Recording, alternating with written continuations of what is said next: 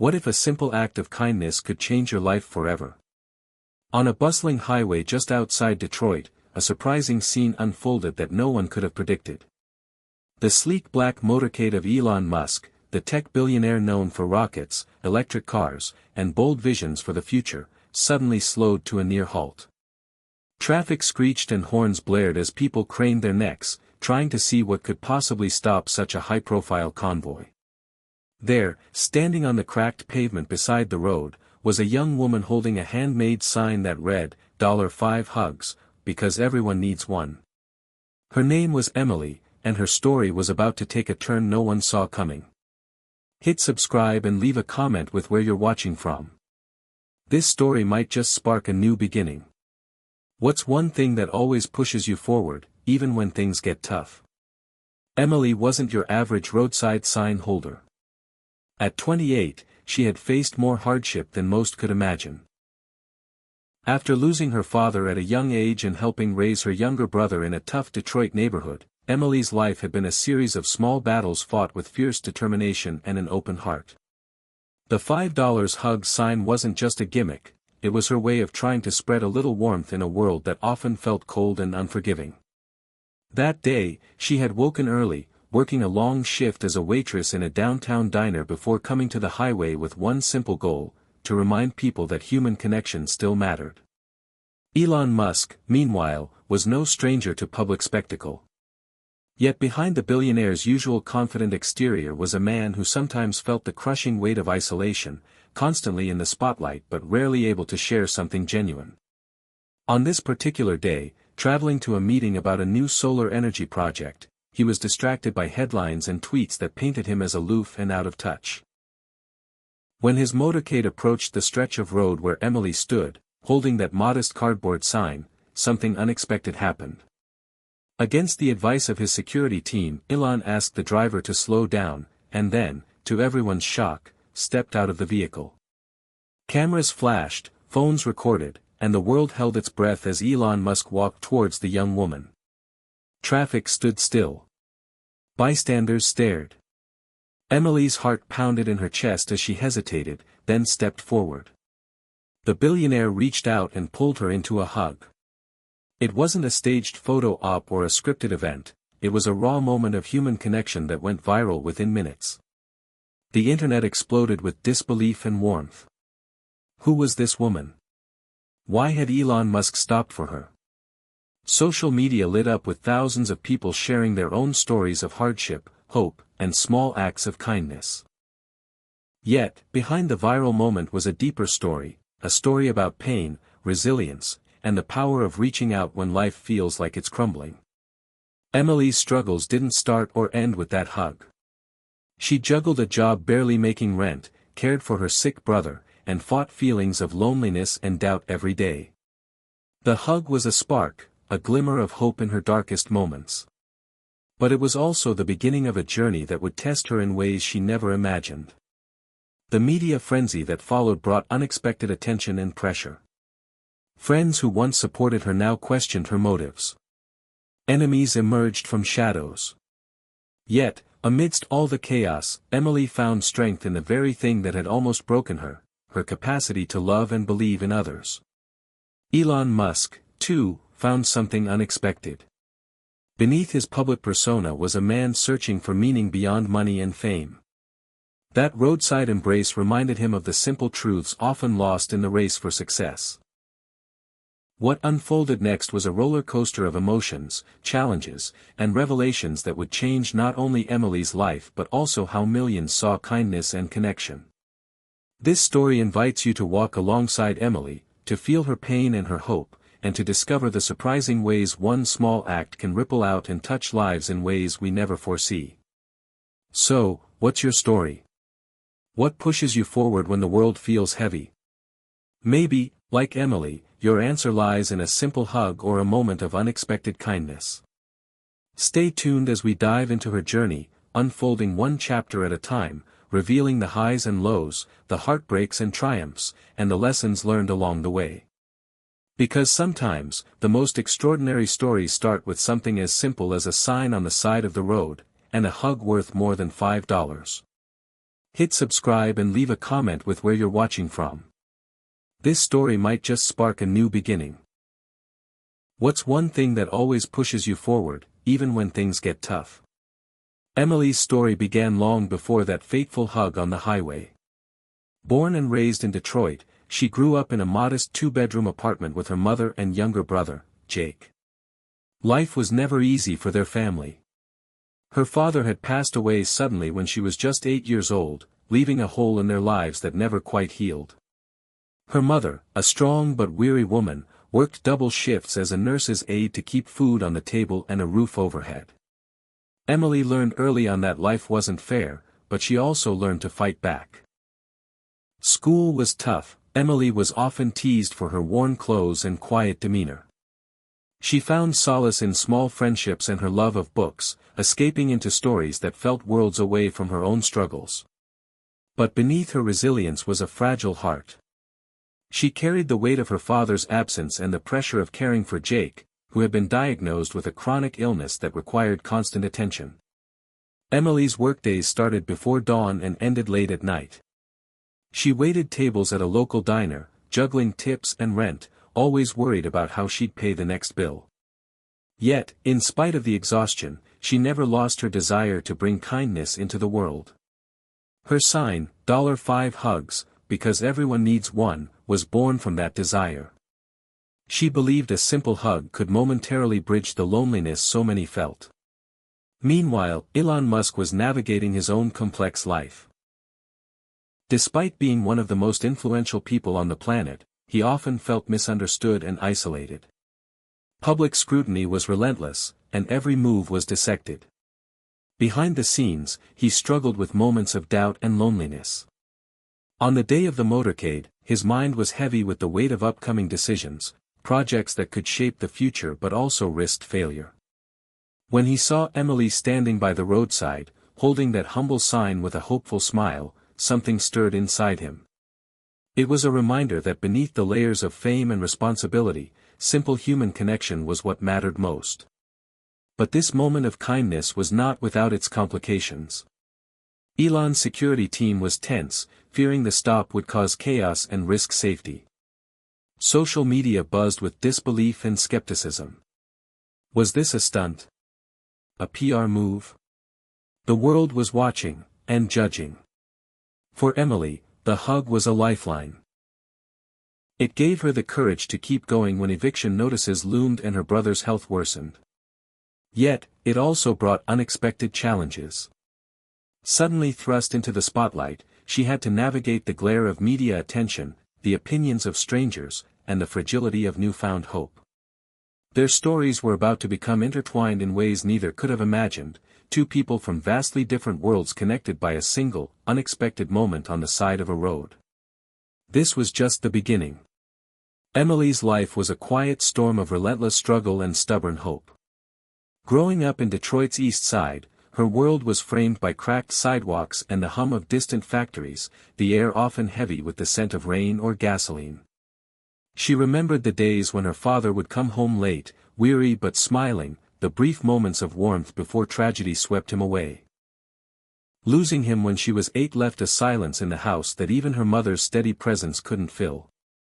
The small family of 3 learned to adapt, but the absence echoed loudly in every creak of the old apartment, in every quiet night when Emily lay awake worrying about her brother Jake. Jake was a boy of 10 with bright eyes that belied his fragile health. Diagnosed with a chronic respiratory condition, his cough was a constant reminder of how precarious their situation was. Emily took on the role of his protector, sometimes more parent than sister, reading to him when his energy flagged, carrying him to doctor appointments, and soothing his fears when the machines beeped too loud in the hospital rooms. Every day was a balancing act. Their mother worked double shifts at the nursing home, sometimes coming home so tired she fell asleep before dinner. Emily stepped up, juggling school, after-school jobs, and keeping the apartment together. Money was always tight. Rent was overdue more often than not, and the local food pantry was a lifeline during the toughest weeks. At school, Emily was quiet but determined. She avoided trouble but was an easy target for bullies. Kids mocked her worn shoes and hand-me-down clothes, but she refused to let their words break her spirit. Instead, she found refuge in the library, where the worlds of books offered escapes she could hold on to. Despite her hardships, she dreamed. She dreamed of a better life, of one day doing something meaningful, not just for herself, but for those around her. When she started working as a waitress at Molly's Diner, she found a small community.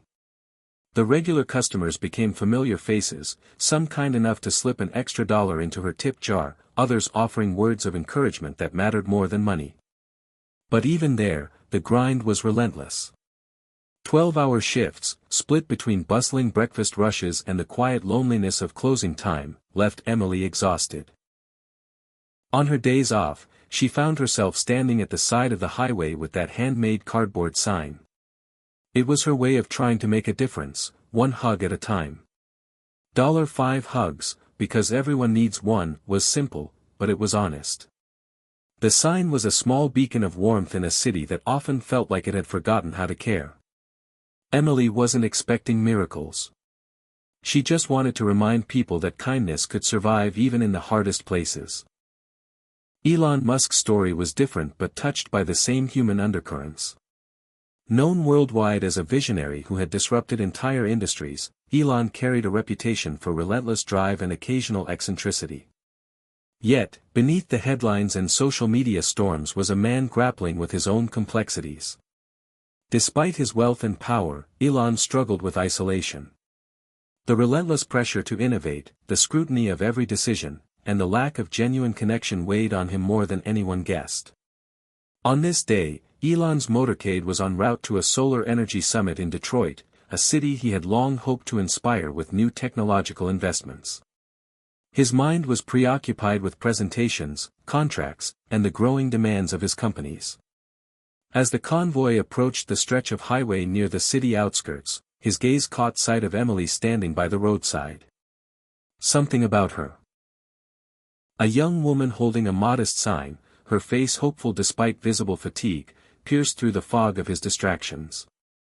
Against the cautious advice of his security detail, Elon instructed the driver to slow down. Cameras in the motorcade clicked and flashed, capturing the moment the car pulled to a stop. Elon stepped out, a rare sight for such a tightly managed event, and walked toward Emily. The crowd that had gathered watched in stunned silence as he reached out and wrapped his arms around her in a genuine hug. Emily's breath caught, her eyes misting as the billionaire embraced her with unexpected warmth. The moment was fleeting but profound. Phones recorded it, and within minutes, the video was everywhere. Social media exploded with reactions ranging from disbelief to heartfelt support. For Emily, it was the first time in years she felt truly seen. The hug was more than just a viral moment, it was a symbol of hope in a city grappling with economic decline and social struggles. Yet, the attention also brought complications. Media crews descended on her modest neighborhood, and people she had never met began commenting on her life, her motives, and her future. Some questioned the authenticity of the moment, calling it a publicity stunt. Others offered donations and support, sparking a wave of community kindness. Meanwhile, Elon faced his own backlash. Critics accused him of grandstanding, while his fans praised the rare glimpse of his human side.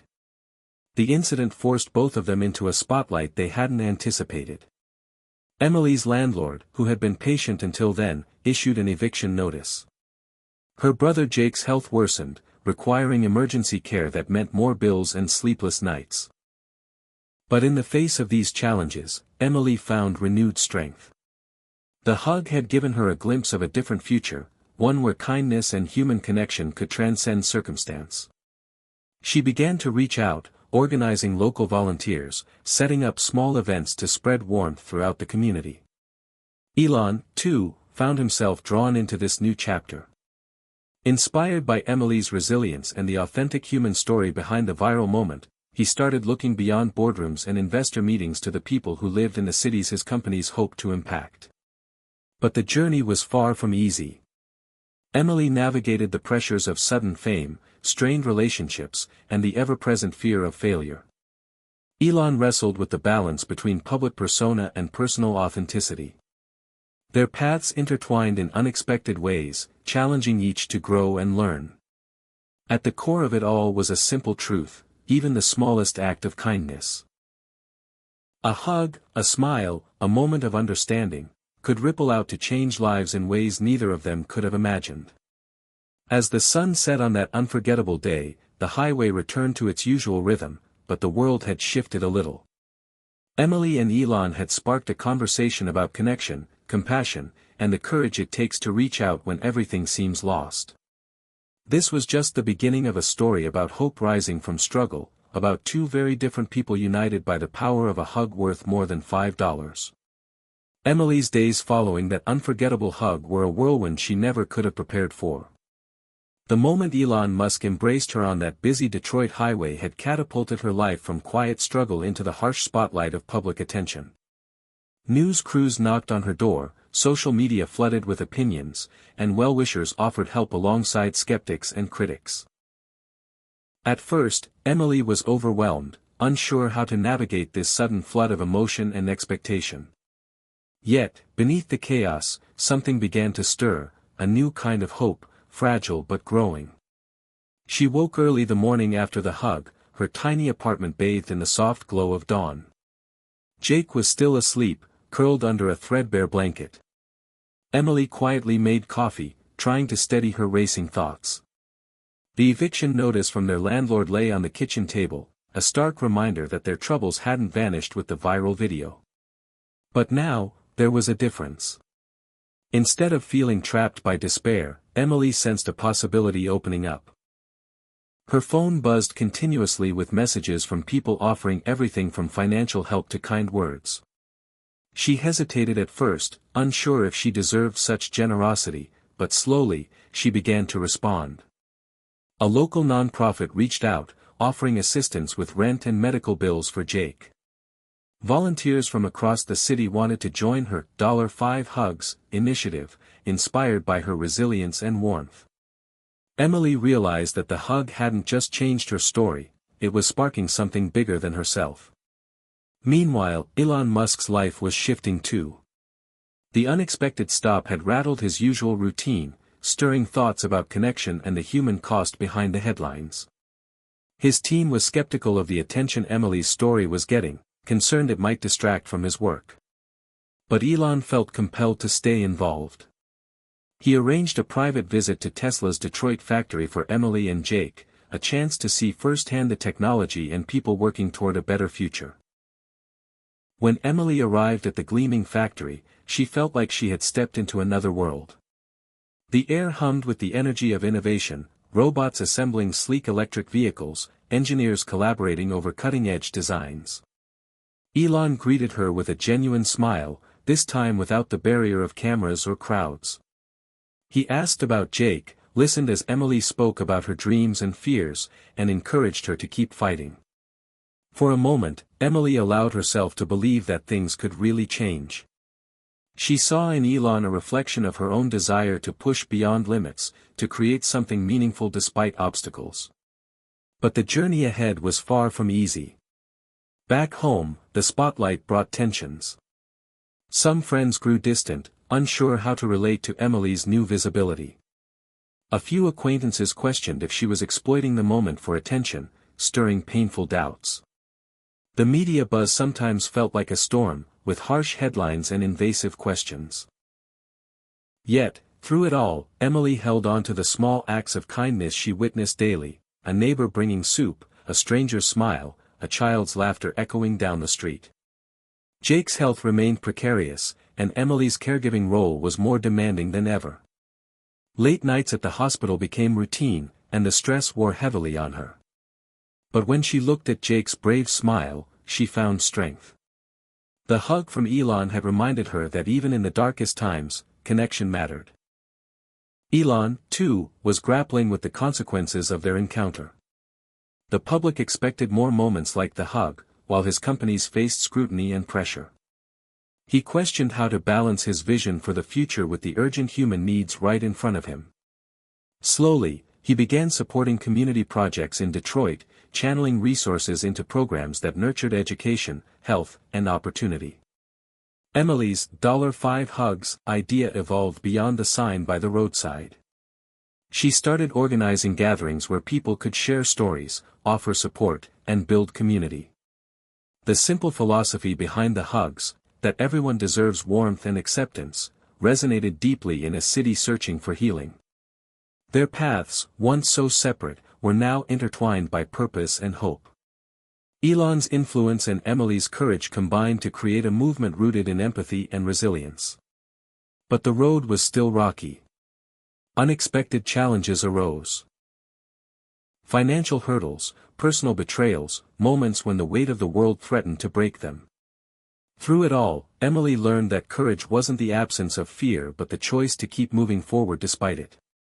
Elon discovered that success wasn't just measured by innovation or wealth, but by the impact on real lives. The days after the hug on the highway brought Emily a mixture of hope and hardship that tested her resilience like never before.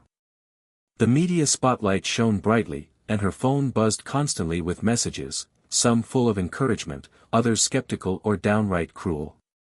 But what mattered most was the wave of support that began to ripple through her community. People were inspired by the idea that something as simple as a $5 hug could remind us all of our shared humanity. Emily's little apartment, which once felt like a cage, now buzzed with energy. Volunteers showed up, eager to help.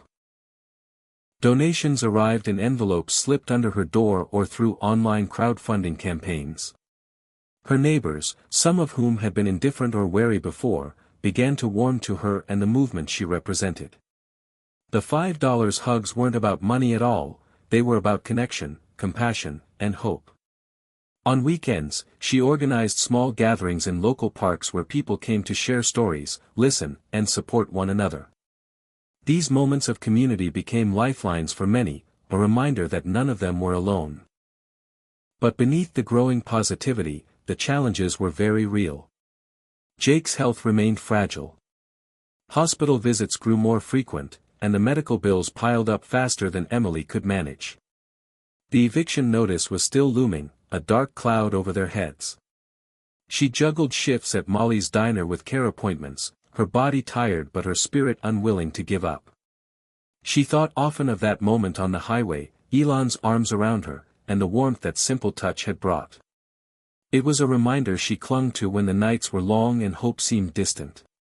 Elon Musk, meanwhile, found himself pulled into a world far from the polished boardrooms and high-tech labs he was used to. After the viral moment, he arranged to meet Emily and Jake again, not for publicity, but because he genuinely wanted to understand. He visited their neighborhood with a small team, listening to stories from families facing hardships he had never truly seen firsthand. The experience humbled him. For all his success, Elon realized how disconnected he had become from the struggles faced by everyday people. Inspired by Emily's courage and the resilience of Detroit's communities, Elon began to push for new initiatives within his companies aimed at creating tangible benefits for cities like hers. Solar power projects, job training programs, and community centers were proposed. He used his platform to spotlight stories of hope and hardship, shifting the conversation from mere technological innovation to human impact. The partnership between Emily and Elon was unexpected but powerful. Emily brought authenticity and heart, Elon brought resources and influence. Together, they began to shift perceptions, not just about one another but about what was possible when empathy guided action. Yet, this new journey was not without friction. Emily struggled with feelings of imposter syndrome. Was she really deserving of the attention? Were her motives misunderstood? She faced backlash from some who saw her as exploiting the moment or doubted the sincerity of her cause. Elon wrestled with the weight of expectations. The public wanted more moments like the hug, more stories of connection and kindness from a man whose life was scrutinized relentlessly. He feared losing control of the narrative and found himself questioning how much of his personal vulnerability he could reveal without compromising the carefully built image of success. Meanwhile, Jake's condition took a sudden turn. One evening, Emily rushed him to the hospital after a severe respiratory episode. The fear in Jake's eyes was something she would never forget, the raw vulnerability of a child battling forces beyond his control. In that sterile hospital room, Emily felt the full weight of her responsibilities crushing down, but also the fierce love that pushed her to fight harder. During those long nights, Elon sent messages of support, sometimes checking in quietly, not as a billionaire or a celebrity, but as someone who had come to care.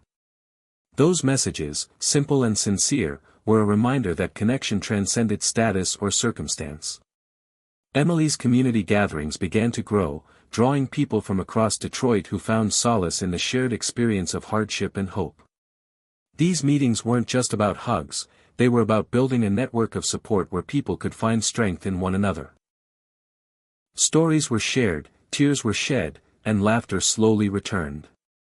Through these connections, Emily found new purpose.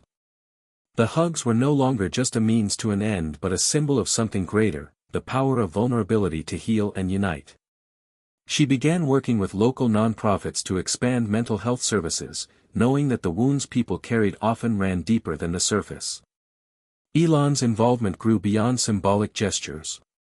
He launched a foundation aimed at addressing systemic issues in cities like Detroit, focusing on education, healthcare, and technology access. He spoke openly about his journey from isolation to connection, using his platform to advocate for empathy-driven leadership. Despite the progress, obstacles remained. Funding challenges threatened some of the new projects. Political pushback from those wary of change created roadblocks. Emily faced moments of exhaustion and doubt, wondering if the momentum could be sustained.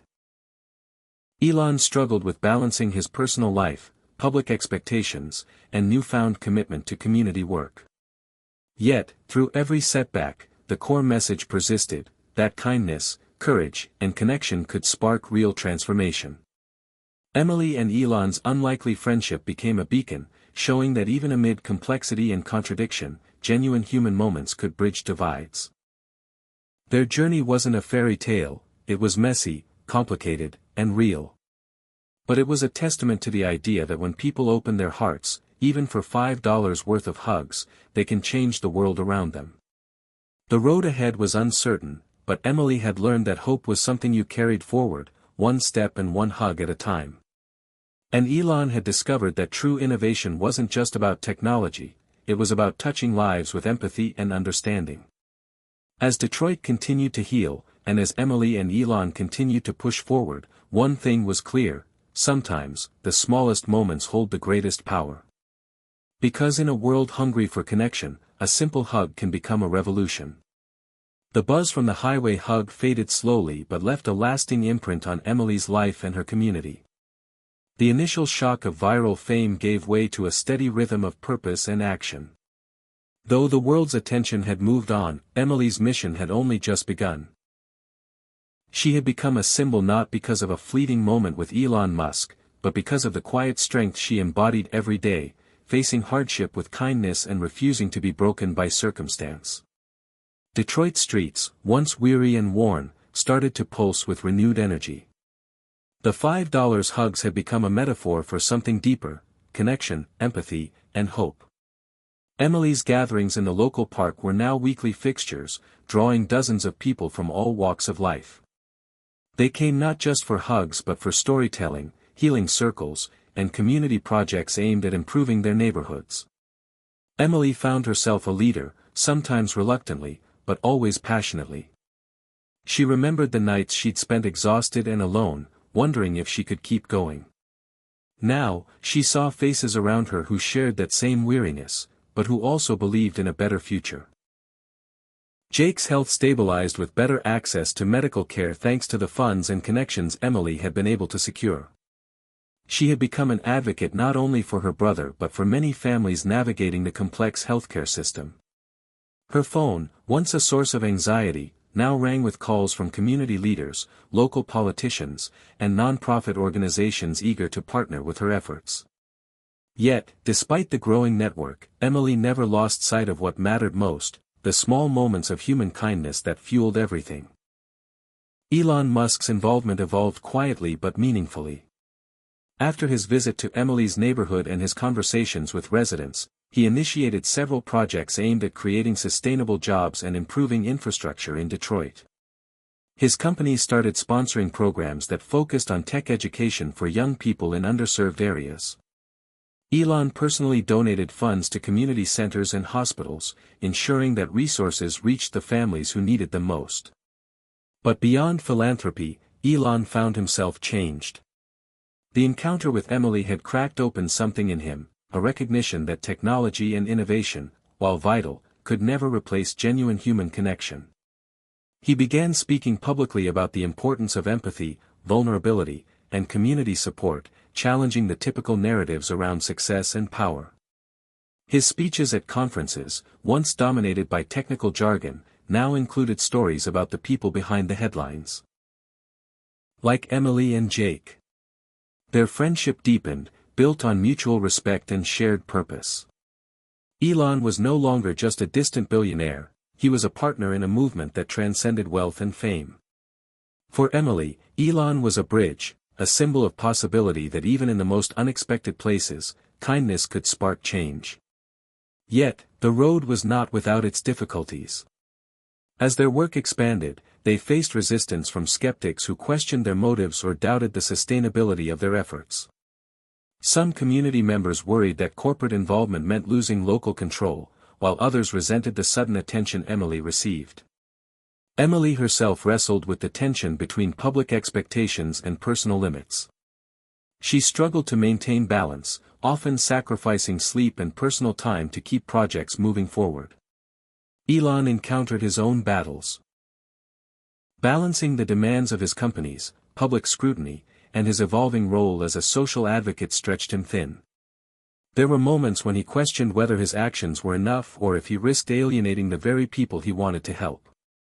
But the genuine connections he built with Emily and the Detroit community kept him grounded. Together, they learned that true change was not about quick fixes or grand gestures but about persistent, small steps forward, moments of listening, sharing, and supporting one another through challenges.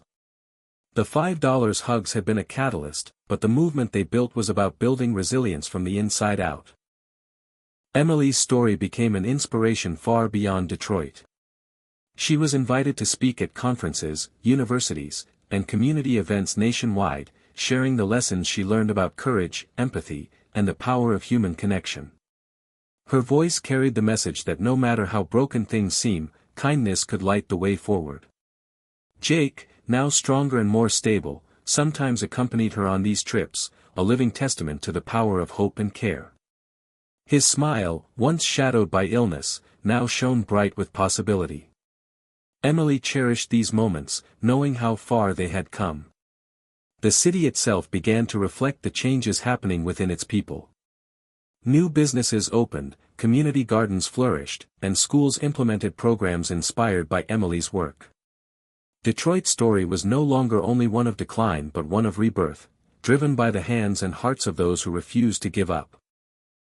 One chilly autumn evening, Emily stood in the park where it all began, watching as families, friends, and strangers gathered to share stories and laughter. The $5 hug sign hung on a nearby tree, worn but cherished, a symbol of a journey that had transformed lives. Elon was there too, mingling quietly, listening to the voices of the community he now understood in a way he never had before. Emily felt a surge of gratitude, not just for the moment on the highway, but for every challenge, every tear, and every small victory along the way. Life had thrown her into storms she never wanted to face, but she had found strength she never knew she had.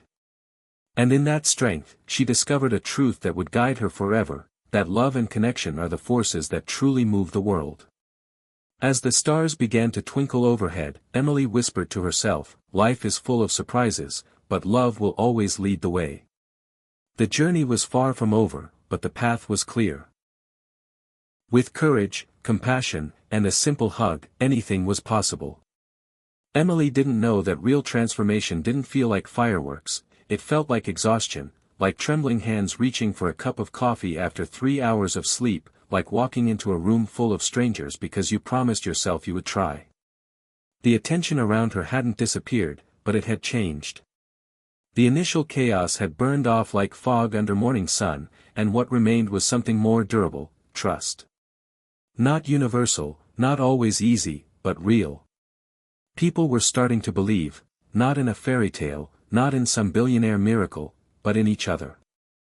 That was the difference. She walked into the community center at 8:04 a.m., the floors still glistening from a too-early janitor's mop, her boots trailing in dirt and salt from last night's snowfall. Outside, the sidewalks were crusted with slush and the morning buses roared past, filled with people who didn't know her name. But in here, in this modest brick building, the ones who mattered were waiting. Maria from down the block brought a tray of donated muffins. Terence, who had once refused to speak at meetings, now helped organize the day's sign-in table. People smiled at her, not because she had gone viral, but because she had stayed. They were calling it the Hug Project now, though Emily never really liked naming things. To her, it was still just about showing up. A place to sit. A moment to breathe. A chance to be heard. But the name stuck, and so did the people.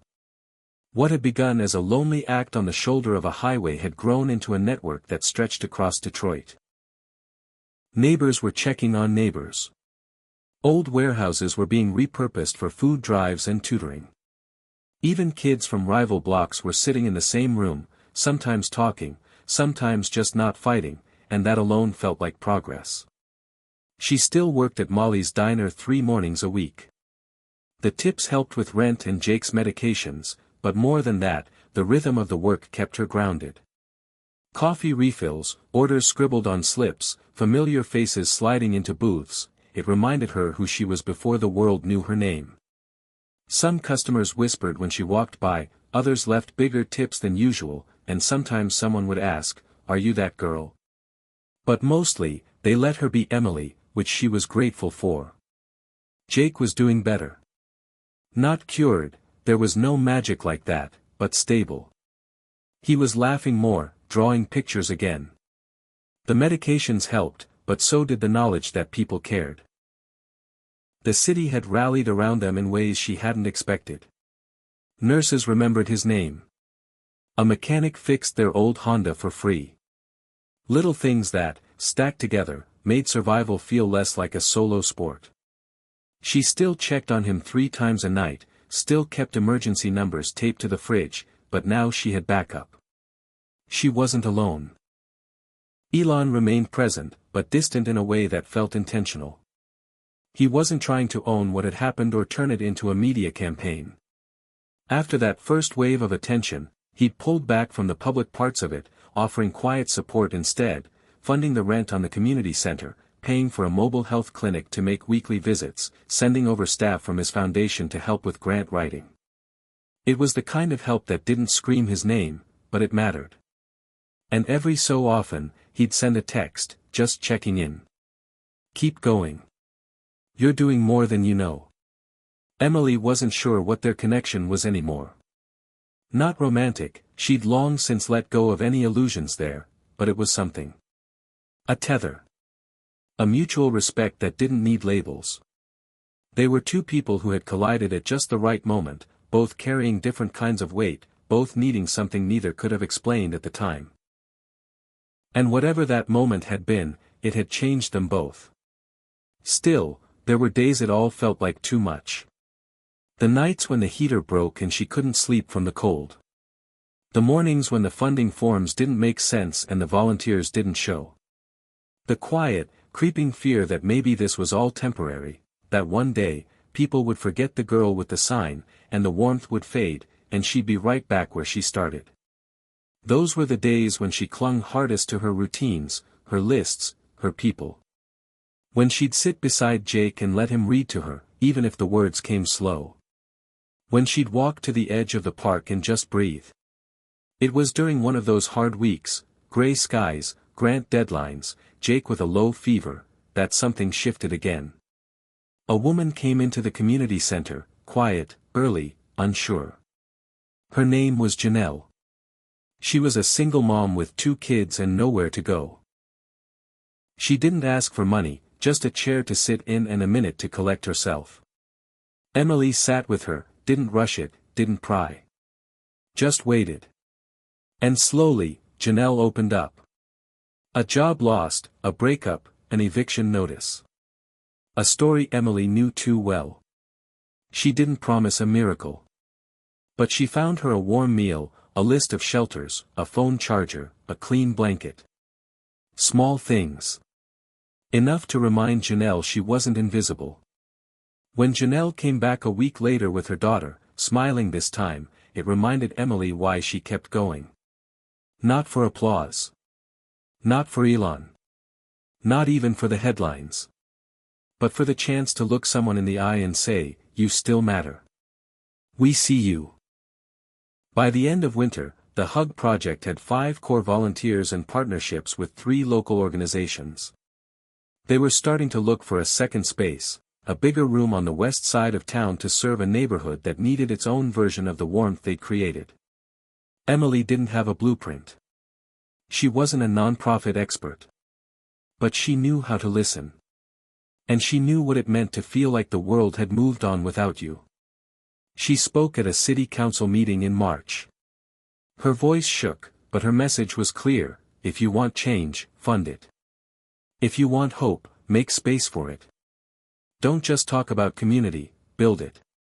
The council took notice. Slowly, quietly, so did other cities.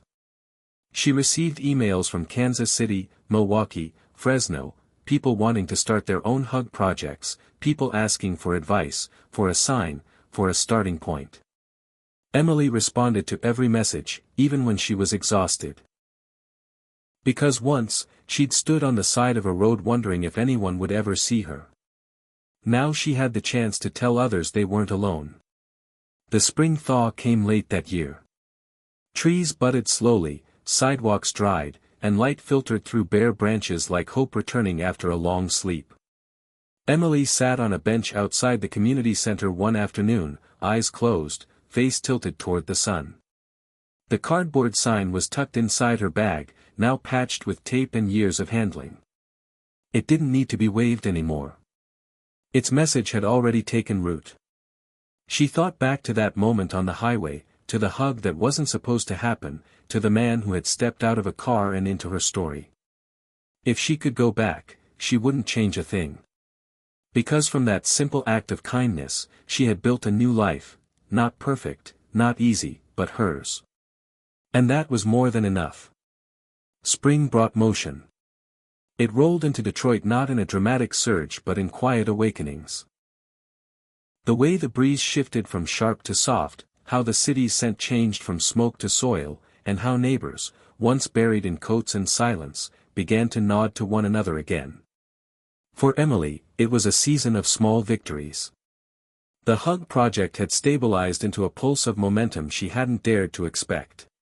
There was structure now, flyers printed with real logos, sign-up sheets for volunteers, and a modest but steady rhythm of community meetings, tutoring hours, and supply drives. But with growth came friction. Where there had once been just Emily and a few friends folding chairs and brewing coffee, there were now opinions, lots of them. Ideas clashed. Volunteers burned out. Some people questioned decisions, and some left altogether. A few argued over how money should be spent, whether they were helping too many or not enough. Emily tried to listen to everyone. She wanted to be the leader who made space, who heard voices, who didn't repeat the mistakes of the world outside the center's doors. But some nights, after locking up, she sat alone in the break room, hands shaking, heart racing, wondering how long she could keep this thing upright. Jake, meanwhile, had started middle school. It terrified her, letting him walk those hallways, trusting that he'd be okay without her by his side every minute. But he was ready. His body was still fragile, but his spirit was stronger than she'd ever seen it. He'd joined the art club. He was drawing every day. Little sketches of robots, dogs, city skylines. He even drew Elon once, standing next to Emily, holding the old $5 hugs sign between them. He'd taped it to the fridge with a magnet shaped like a sunflower. Emily cried the first time she saw it. Elon had been in and out of touch. He was in Asia one week, testifying in DC another. But every now and then, she'd receive a text, "Just saw a story about you in the Atlantic." You're incredible. Or random idea, Hug Project podcast. Let's talk. And sometimes, just, how's Jake? They didn't speak often, but the thread remained unbroken. When he was in Detroit again, quietly, without press, he stopped by the center one late evening. No entourage, no motorcade. Just a plain jacket, hands in his pockets, and that same slightly awkward smile. Emily had just finished sorting supply bins. She didn't expect him. When he walked through the door, her first reaction was surprise, then warmth. They sat at the old folding table where she ran meetings and ate fast food during late nights. It's different, he said, looking around. Bigger. More real. She nodded. It's not just me anymore. It's us. The neighborhood. The people who stayed. Who believed. He smiled, genuinely. That's the most impressive part. Not the growth. The belief. That's hard to hold on to. She looked at him, this man who once seemed like a storm in human form, who'd spent his life building rockets and companies and empires, and she saw how tired he looked. Not just physically, but soul deep. Are you okay? She asked. It took him a second. Not really, he admitted. It's strange. You do all these things. Big things. And still, there are nights when you wonder what any of it's for. She didn't rush to answer. Instead, she handed him a cup of tea someone had brought earlier. Sometimes it's not about the big things, she said. Sometimes it's about whether the kid in the corner gets to sleep in a warm bed. That's enough for one day. He stayed for 2 hours. They talked about small wins, how the after-school program now had 18 regular students, how a local nurse had offered to teach CPR classes. She showed him a wall of Polaroids, smiling faces of volunteers and visitors, all holding the same sign, all in their own way saying, I'm still here. When he left, he promised more funding. But more than that, he left with a softness she hadn't seen before. A sense that he wasn't just backing a cause, he was part of it now. But not everyone saw it that way. The next day, a local journalist published a blog post titled, The Price of a Hug, Has Emily Sold Out? It accused her of cozying up to billionaires, of losing sight of the grassroots mission. It was unfair, filled with assumptions and thin evidence, but it hit hard. Emily read it 3 times before she put her phone down and cried. It wasn't the first time someone had questioned her motives, but it was the first time it came from someone inside the city, someone she thought might understand. The backlash was quick. A few volunteers quit, citing mission drift. Donors asked for transparency reports. Someone graffitied the side of the center with the word fake. Emily didn't sleep for 2 nights. She wrote responses, then deleted them. She called her mother but couldn't find the words. She sat with Jake on the fire escape and watched the city blink in and out of light, her chest hollowed out by doubt. But then, an envelope arrived at the center. No name, no return address. Inside was a Polaroid, an elderly man holding the hug sign, grinning with missing teeth. On the back, a note in shaky handwriting, I come here every Thursday. No one's ever made me feel like I mattered before. Don't stop. It wasn't dramatic. But it mattered more than any press release ever could. She posted it on the bulletin board in the hallway, under the words, This is why. And slowly, things steadied. Volunteers returned. Supporters pushed back against the article. Elon offered to make a public statement in her defense, but she asked him not to. Let it blow over, she said. I don't want this to become about proving anything. We just keep doing the work. And they did. Spring bloomed into early summer. The second center opened on the west side, a converted laundromat now filled with books, bean bags, and the smell of donated meals. A mural was painted on the back wall, 2 hands reaching toward each other, the words You Belong Here scrawled between them in warm orange paint. Emily stood in front of it one morning, eyes closed, breathing it in. It didn't erase the hard days. It didn't fix everything. But it was a promise. One she intended to keep. Her story wasn't about being saved by a billionaire. It wasn't about viral fame or some fairy tale ending. It was about the grit of staying when it would be easier to give up. It was about building something out of nothing. It was about hugging strangers because the world had taught them to be afraid, and showing them, day after day, that there was still love to be found. Even here. Even now.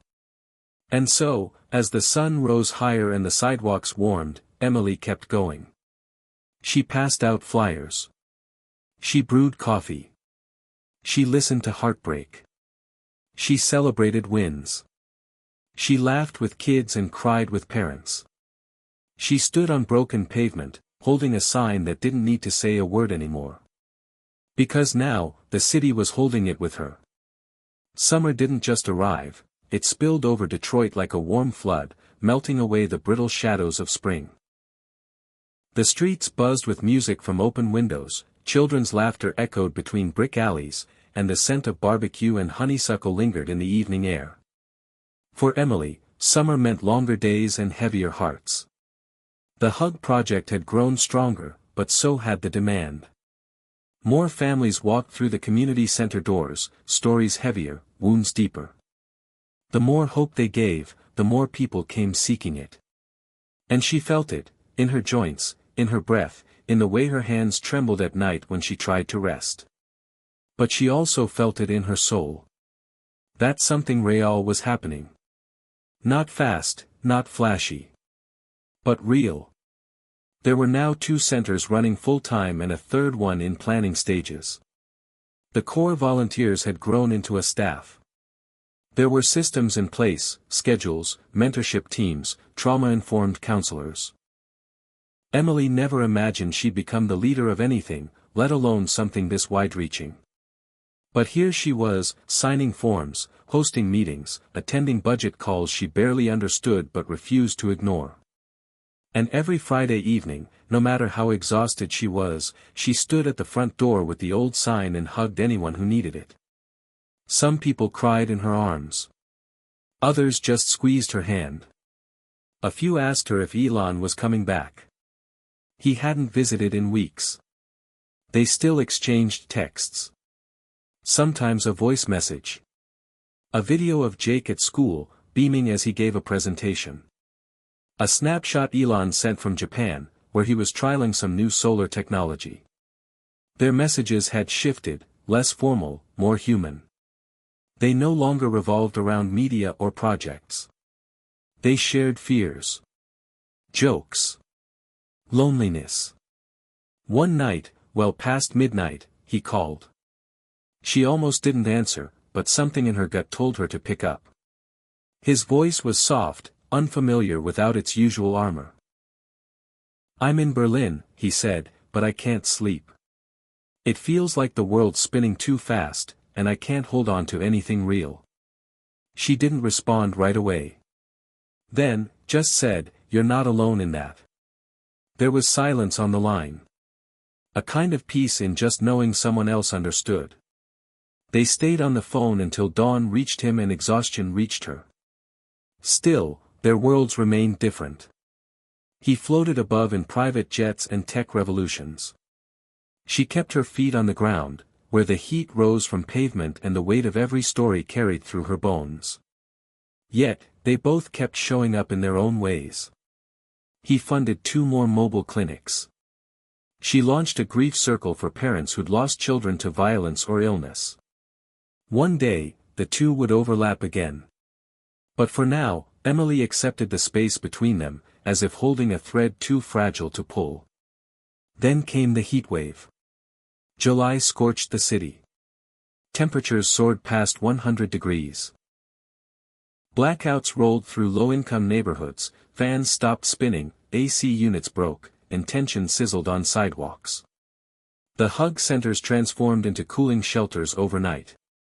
Volunteers brought ice packs, extra water, and folding cots. The centers filled with seniors, pregnant women, little kids with sweat-drenched curls.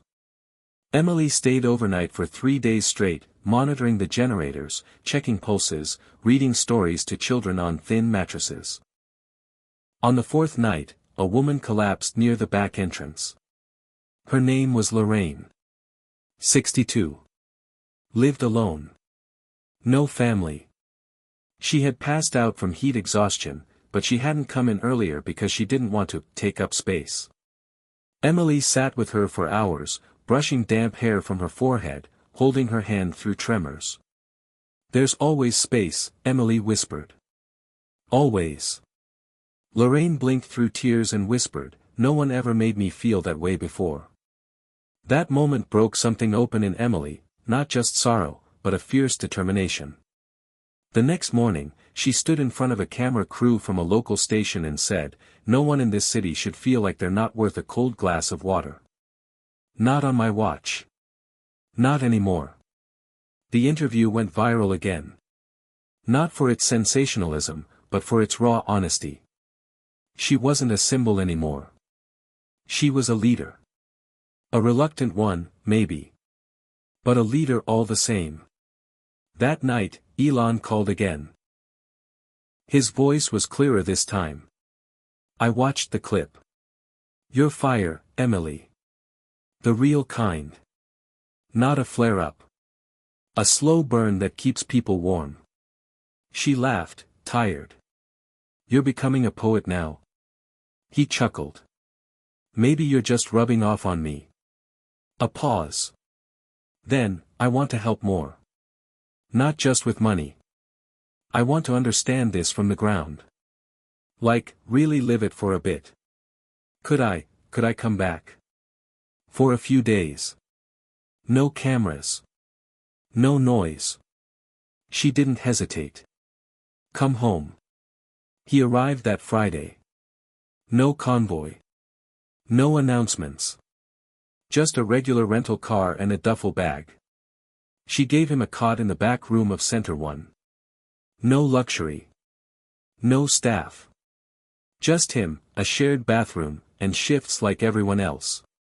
He took inventory. He refilled water coolers. He swept floors.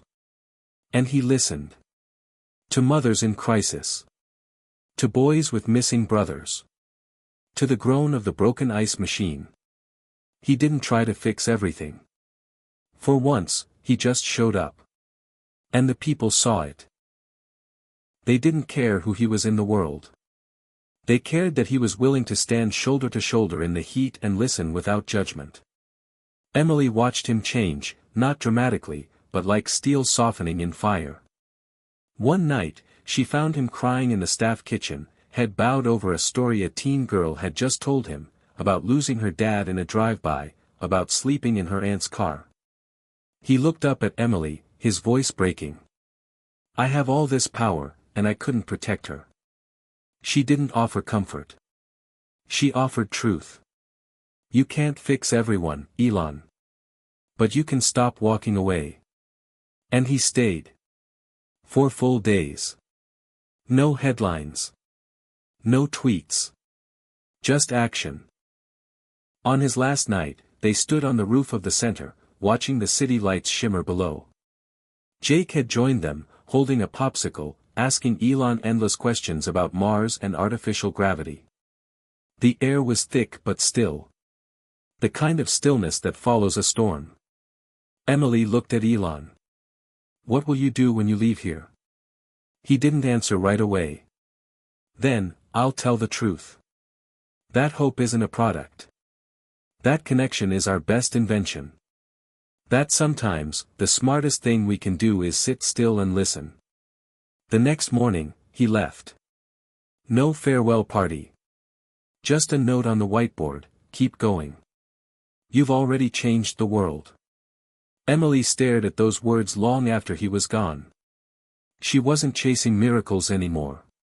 She was building them. One hug at a time. The heatwave passed, but its imprint lingered like a scar, visible not on buildings or streets, but in the way people carried themselves. The exhaustion, the fear of being forgotten, had etched itself into their posture, their pauses, their sighs. Emily felt it too. The exhaustion. The responsibility. The deep ache of knowing she couldn't save everyone. But she also felt something else, stronger now than ever, faith. Not in systems. Not in luck. But in people. Ordinary people who refuse to leave each other behind.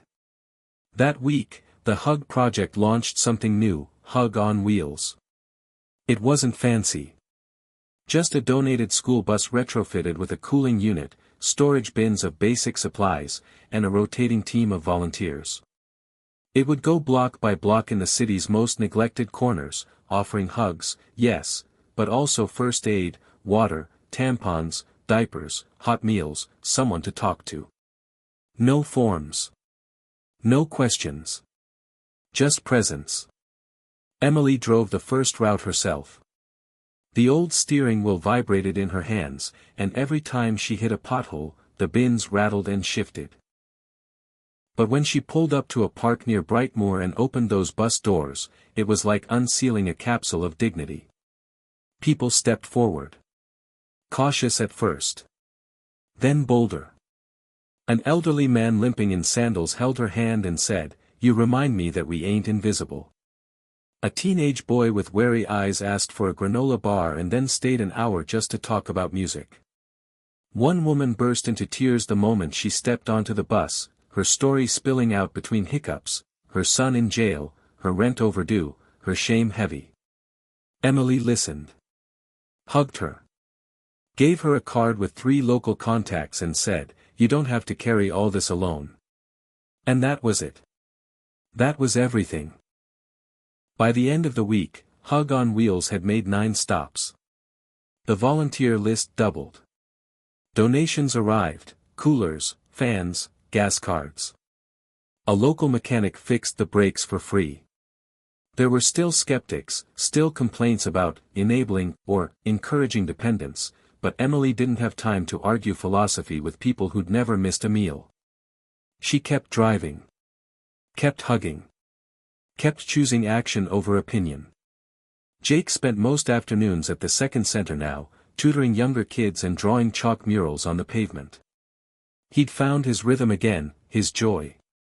Emily watched him grow into himself, tall and awkward and open-hearted, and it filled her with quiet awe. They still had hospital visits.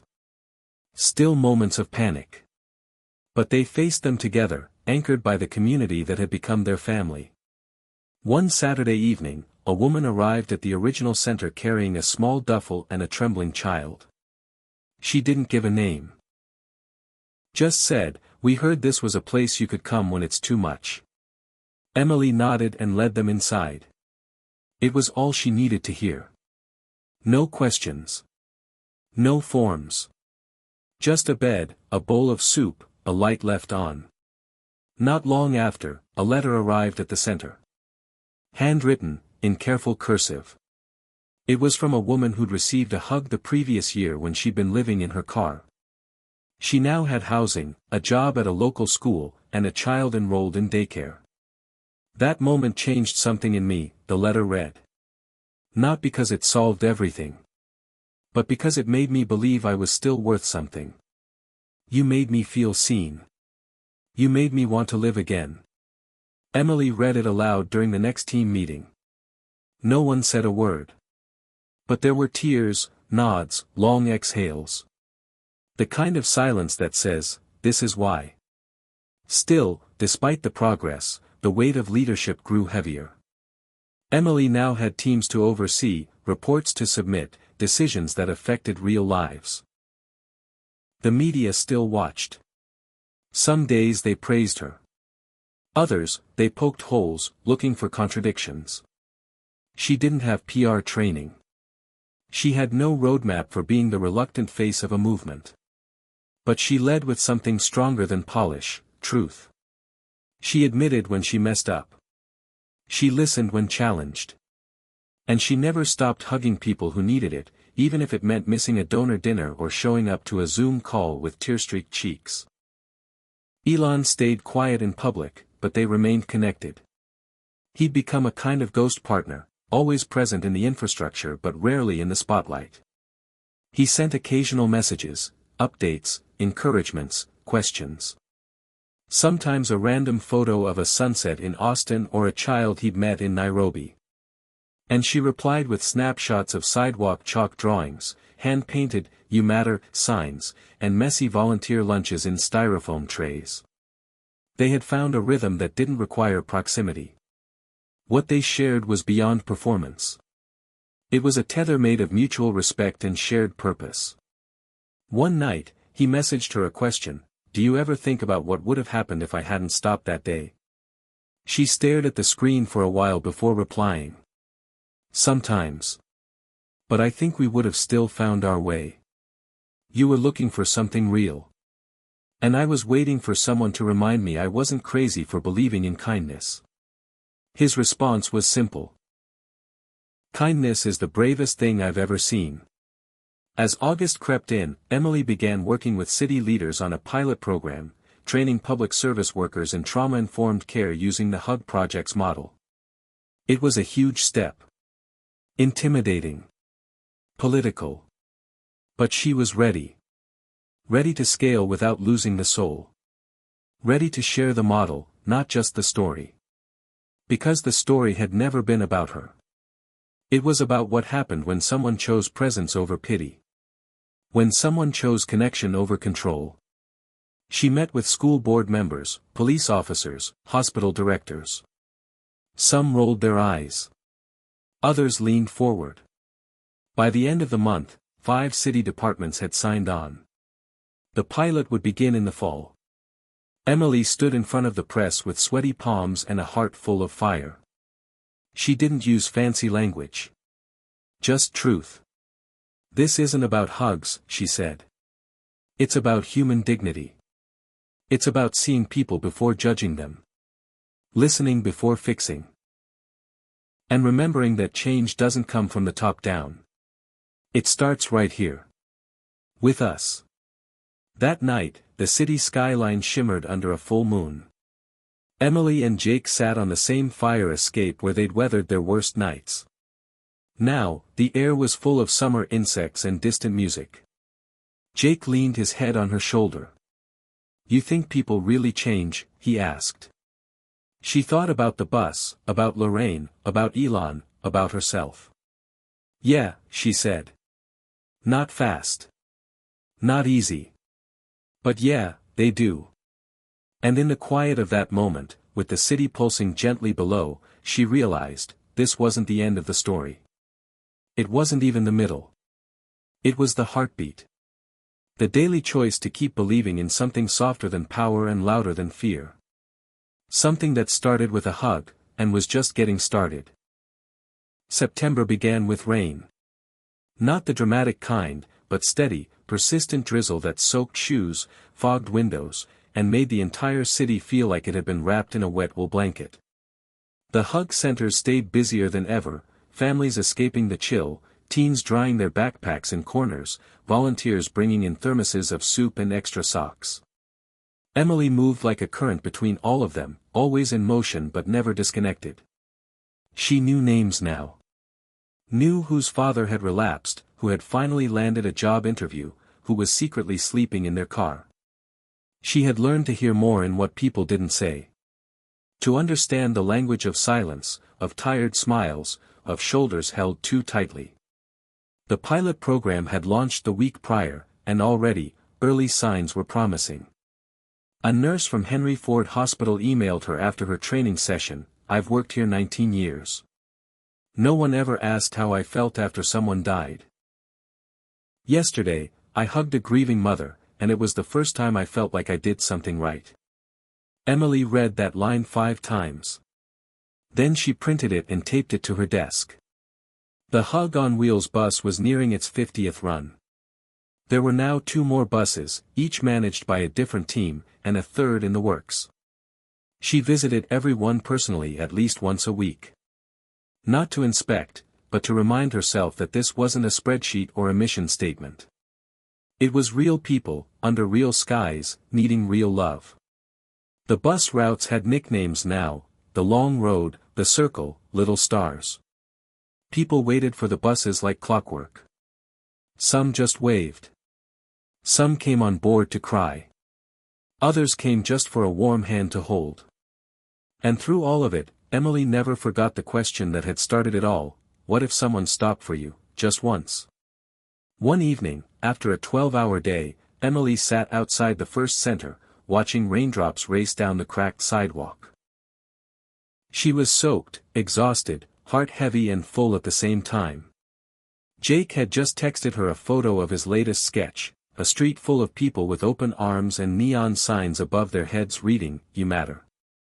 She smiled at it, thinking about how far they'd come, how many nights she had once gone to sleep afraid they wouldn't make it at all. As she stared out at the misty street, a familiar voice startled her. "You always find the quiet. Elon." No camera. No staff.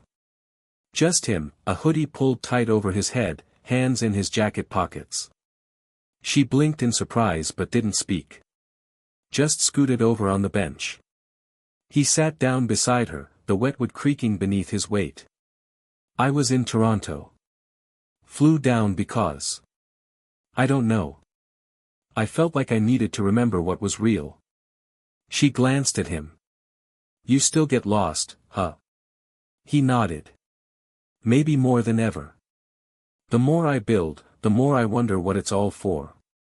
But when I see what you're doing here, how people change just because someone believed in them, it reminds me of what matters." She stared out at the street again. "It's not magic. It's messy. It's hard. I cry more than I sleep some weeks." He turned to her, quietly. "That's what makes it real." They didn't say much else. Just sat in the rain, watching Detroit drip and breathe and heal. Later that night, inside the staff kitchen, Emily poured them both mugs of chamomile tea. Elon took his with honey. She never remembered seeing him drink tea before. He leaned against the counter, silent for a long time, then asked, "Do you ever miss the before?" She furrowed her brow. "Before what?" "Before all of this. When it was just you and the sign."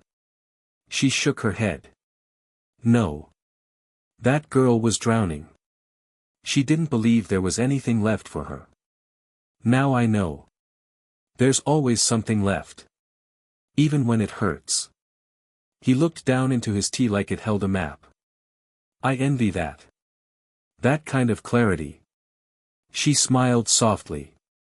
"It's not clarity. It's just stubborn hope." The next morning, Elon joined the Hug bus on its longest route. No one recognized him at first. And when someone finally did, an older woman with bright eyes and a sharper tongue, she simply said, "Good. Now get me a blanket, Mr. Tesla." And he did, laughing all the way. He spent hours handing out fruit, wiping down benches, helping a teenager write a college application. There were no interviews. No viral clips. Just the man, the city, and the work. That evening, he asked Emily if he could sponsor 10 more buses. "Not to put my name on it," he clarified. "To give them what they need. Quietly. Like infrastructure." Emily agreed. But only if the first bus kept its same name, Hug 1, and stayed hers to drive. "Deal," he said, smiling. In the days that followed, something subtle shifted. Not just between them, but around them. People who had once only come for help now offered it. Teenagers organized clothing swaps. Retired teachers offered to read aloud to kids. A barbershop owner set up free cuts every other Sunday. The city was waking up to its own strength. It wasn't about Emily anymore. Or even Elon. It was about what happened when someone, anyone, believed that love could be operationalized. A week later, a reporter asked her during a community town hall, "What keeps you from burning out?" Emily looked out at the crowd. So many faces she knew by name now. So many stories etched behind tired eyes and hopeful smiles. "I don't avoid the fire," she said. I walk through it. Because I know what's on the other side. And maybe that was it. The truth behind the movement. It wasn't about perfect outcomes or clean metrics. It was about surviving the fire and then turning back with open arms to pull someone else through. That's what Elon had done, in his own way. That's what every hug, every meal, every soft blanket offered on a hard night had become, a rope thrown backward into the flames. Emily lay awake that night, listening to the hum of the city outside her window. Jake was asleep down the hall, his sketchpad open beside him. On it, a new drawing, a city made of light, with buses running in every direction, each one filled with hands reaching for other hands. At the bottom, he'd written, "Love moves." She stared at it for a long time. Then she rolled over, wiped a quiet tear from her cheek, and whispered, "So do we." By mid-October, Detroit had traded its rain for golden leaves and the crackle of cold in the early mornings. The trees blushed orange and red, children kicked through piles of them on their way to school, and the hug centers served more hot chocolate than coffee now. It was the kind of autumn that reminded people of things they'd forgotten.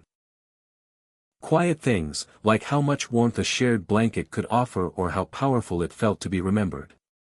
Emily walked into the center one morning with her scarf wrapped tight and found 3 volunteers already waiting. One had brought pumpkin muffins.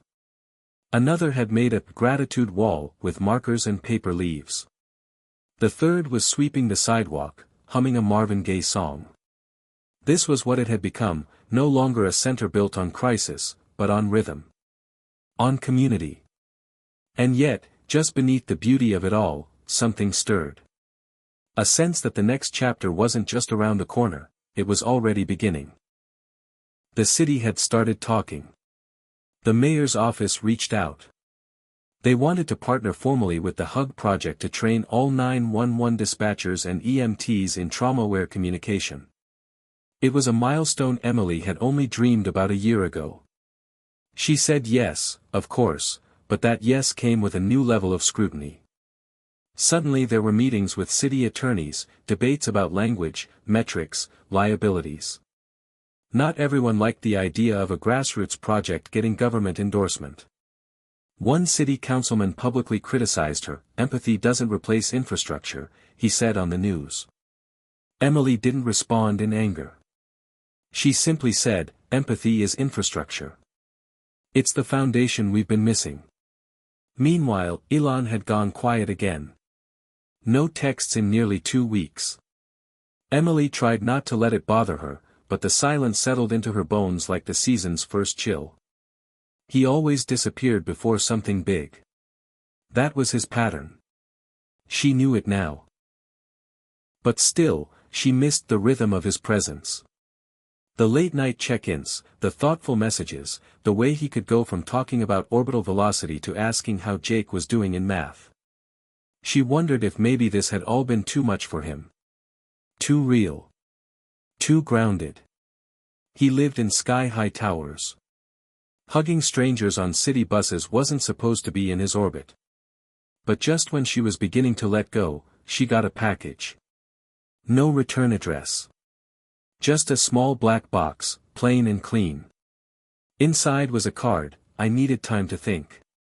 This helped. Thought it might help you too."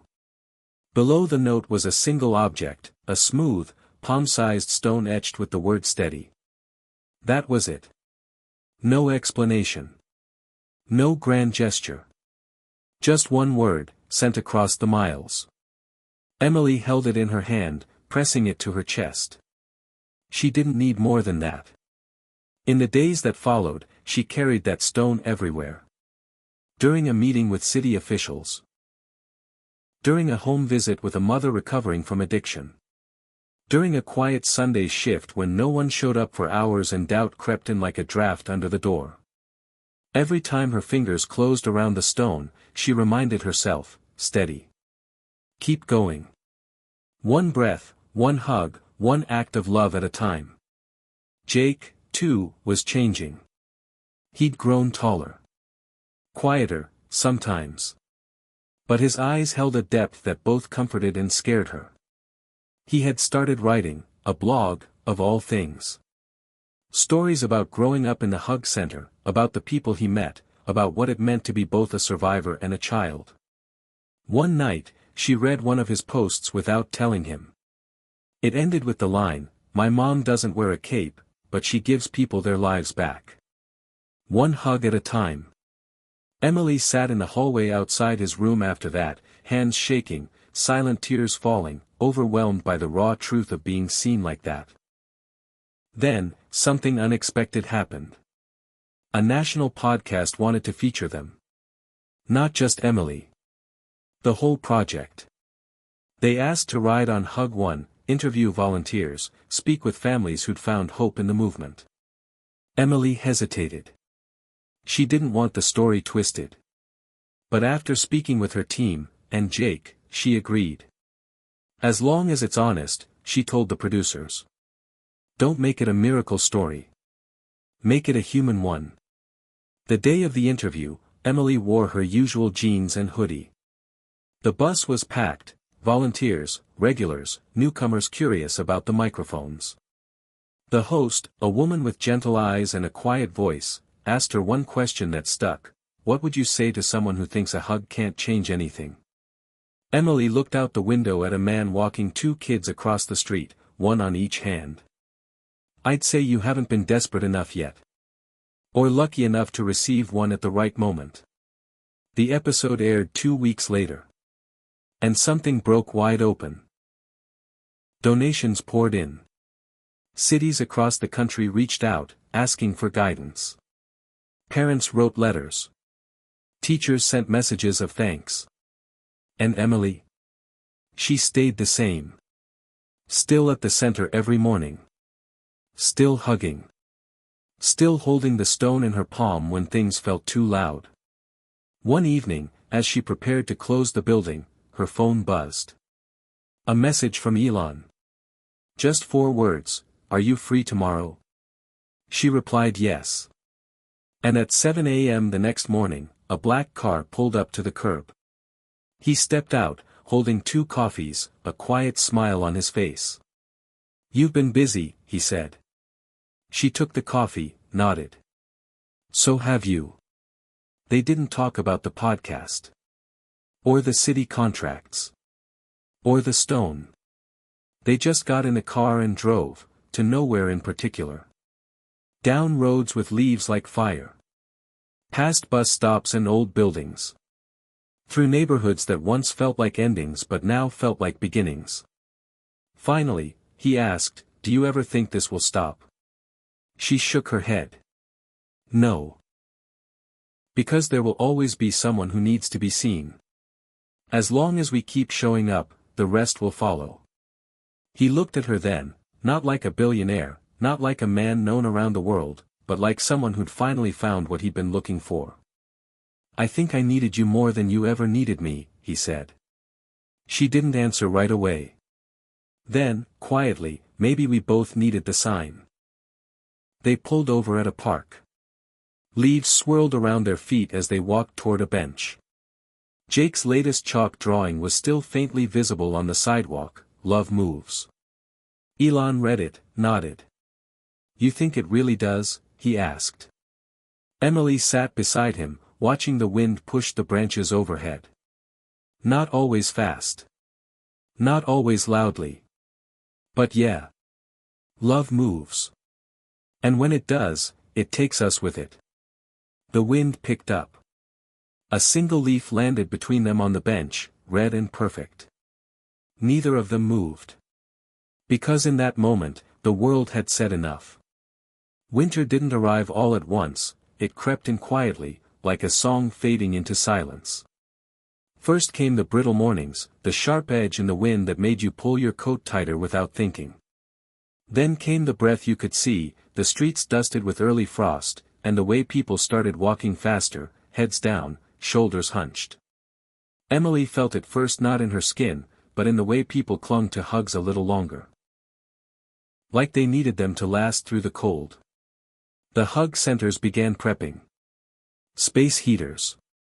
Flannel-lined gloves. More soup, more blankets, more kindness in the places people least expected to find it.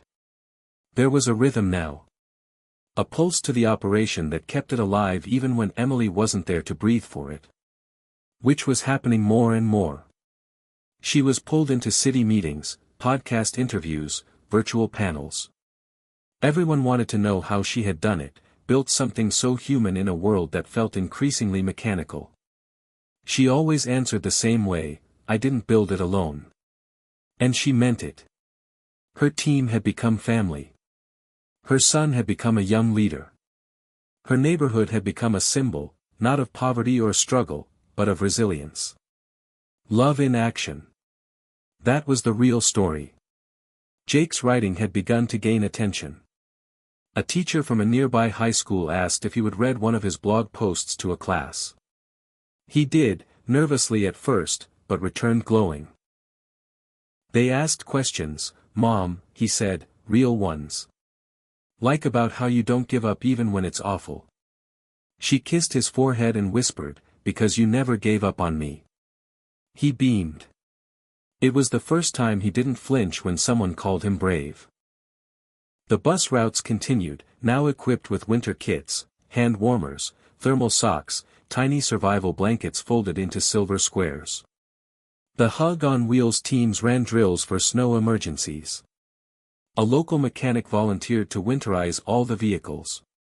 One evening, after a route that ended in a freezing windstorm, Emily sat inside Hug 1, engine running for heat, listening to the quiet breathing of a mother and her 2 kids asleep on the back seats. She didn't wake them. Just watched the frost crawl across the windshield and let the moment imprint itself into her soul. This was why she kept going. Not for attention. Not for headlines. For this, for the silent safety that changed everything. Elon returned again, this time unannounced. He just showed up one morning, holding a box of hand-knit scarves someone had sent from Oregon. I figured you could use these more than I could, he said, shrugging. He looked tired but calm, like a man who had finally stopped trying to outrun himself. He didn't ask to stay. He didn't ask to lead. He just asked, where can I help? And Emily pointed to the boxes of winter gear waiting to be sorted. That night, they sat on the floor of the center, folding gloves into neat bundles, surrounded by bins and silence. Finally, he spoke. I told a boardroom today that maybe profit wasn't the only measure of impact. You should have seen their faces. Emily smiled, not surprised. They'll catch up, she said. Or they won't. Either way, the world is changing. He looked at her, something soft in his gaze. Because of people like you. She shook her head. Because of all of us. As the season deepened, a new challenge arose. A sudden surge in evictions, worsened by rising heating costs, brought more families to the Hug centers than they'd ever seen. Entire hallways became makeshift dormitories. Volunteers worked double shifts. Donations began to thin. Emily felt the old fear creep in, that maybe this was the limit. That maybe love had boundaries, after all. But then something happened. A group of mothers who had once needed the centers returned, not for help, but to offer it. They brought food. They helped fold laundry. One even offered to teach a self-defense class to the teens. You caught me when I fell, one of them told Emily. Now let me hold someone else up. It was then that Emily realized this was what growth looked like, not more buildings, not more press, but a cycle of love that could carry its own weight. That could regenerate. It was working. One night, as the snow began to fall in thick, quiet flakes, Emily stood outside the center and looked up. For a moment, the world was silent.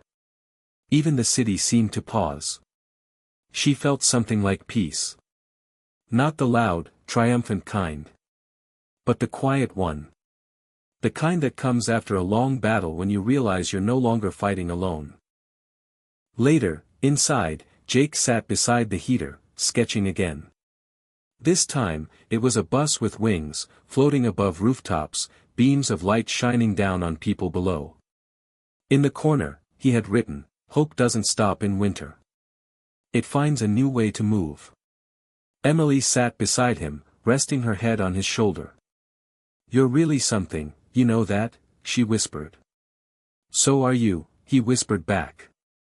And as the snow continued to fall and the heaters hummed and the city turned a little softer under the weight of it all, Emily held the stone in her hand, steady, and smiled.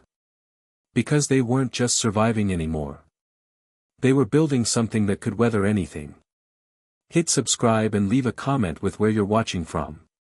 This story might just spark a new beginning. What's one thing that always pushes you forward, even when things get tough? January came in hard. The wind off the river cut sharper than a knife, the kind of cold that made your teeth ache and your thoughts slow down. Pipes froze in houses that were already too cold, buses broke down under the weight of ice, and for the first time since Hug 1 had hit the road, Emily began to feel afraid. Not because of failure, but because of need. It had grown too fast, spread too wide, and the deeper winter sank in, the more people turned to them as the last line of hope. On one particularly brutal Tuesday, Hug 1's heater failed mid-route. The volunteers inside wrapped children in extra blankets and called Emily from a payphone because cell service was spotty. She dropped everything, borrowed her neighbor's pickup truck, and drove through snowdrifts to meet them, slipping on black ice twice just walking from the curb to the bus door. Inside, the air was a bitter cold and the silence even colder. She climbed on board and sat down in the aisle next to a mother rocking her infant daughter. "I'm so sorry," Emily whispered, teeth chattering. The woman looked at her and said, "You came.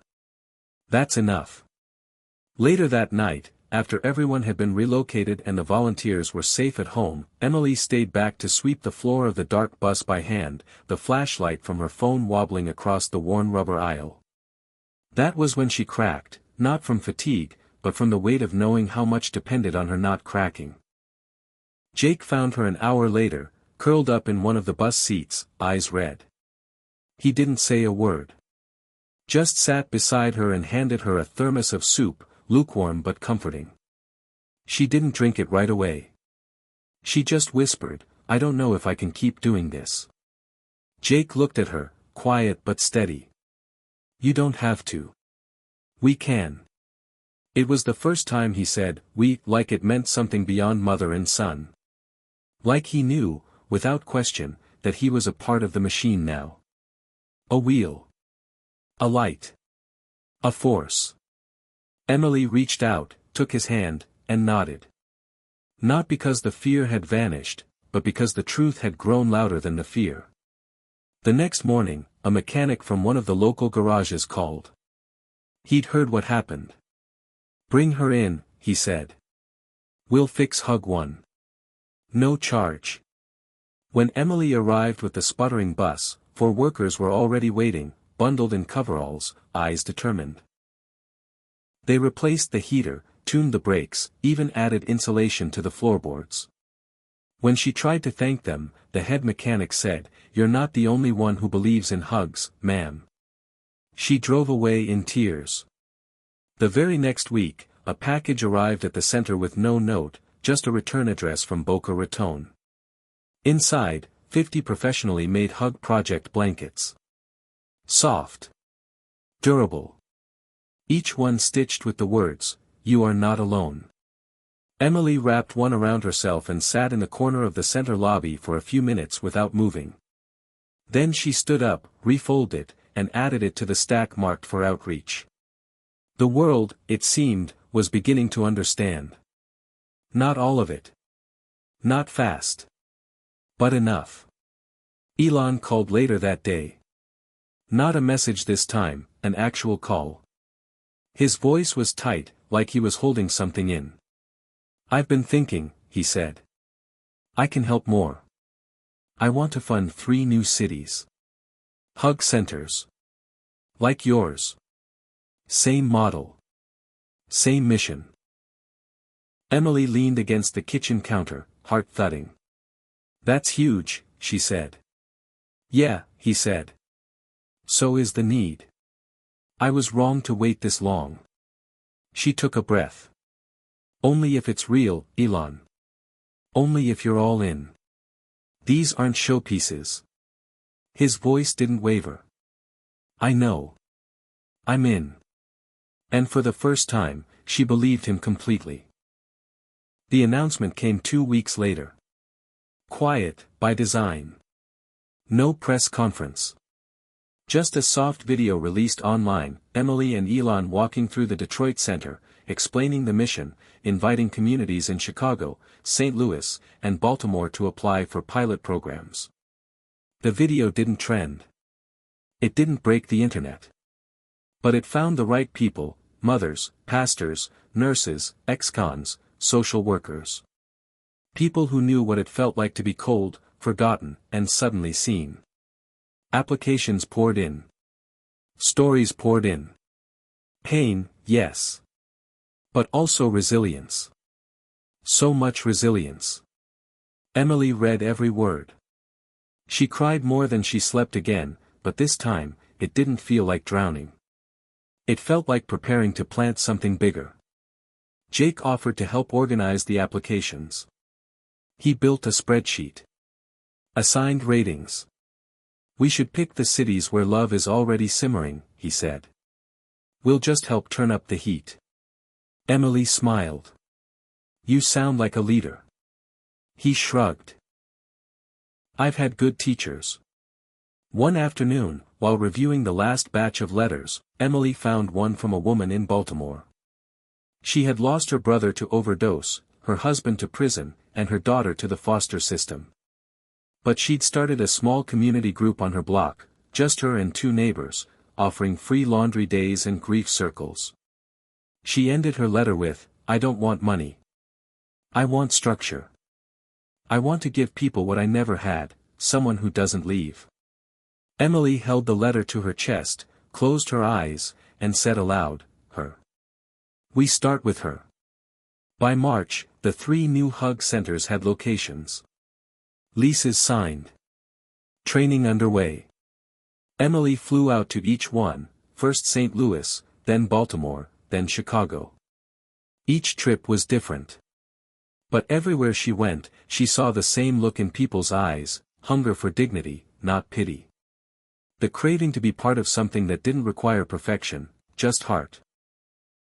In Baltimore, she walked through a church basement with the woman from the letter, whose name was Dina. In St. Louis, she met a group of teen volunteers who had already mapped bus routes before she even arrived. In Chicago, a retired nurse offered her pension to help fund the first round of meals. It was working. It was real. One night, back in Detroit, she stood outside Hug 1 again, same seat, same cold air, same sky. Elon joined her, quietly. No cameras. Just coffee and quiet. You know, he said, I used to think innovation meant faster. Bigger. But now I think it just means braver. She nodded. It means softer too. And softer is harder. They sat in silence. Then he handed her a folded napkin. Inside, another smooth stone. This one said, continue. She laughed, tears already rising. What is this, your version of a love letter? He grinned. Maybe. Or maybe it's just what you give someone when they're changing the world and forget to stop and breathe. She didn't answer. Just reached over, took his hand, and squeezed it. They stayed that way until the sun broke the horizon. The light didn't change the city right away. But it lit up the frost. Made it shimmer. Like maybe, just maybe, the coldest days had passed. Spring arrived not like a parade but like a promise whispered on the wind. Tiny green shoots pushed up through cracks in the sidewalk. The air softened. Scarves were traded for hoodies, boots for sneakers, and the hug centers began to open windows again. The scent of thawing earth filled the spaces between conversations. It wasn't just seasonal change, it felt personal. Like the city itself was beginning to breathe deeper after a long, frozen exhale. Emily stood in the doorway of the Detroit Center one morning, watching a group of volunteers chalk encouraging messages on the sidewalk. You matter. Keep going. This city loves you. She smiled as a little boy walked past with his mom, bent down, and added a crooked heart in pink. Inside, the mood was lighter too. Laughter echoed more often, not forced, not brittle, but full. People still cried, of course, grief didn't go away with the snow, but now it came with more hands to hold it. More shoulders to lean on. The rhythm of the Hug Project had shifted. It had matured.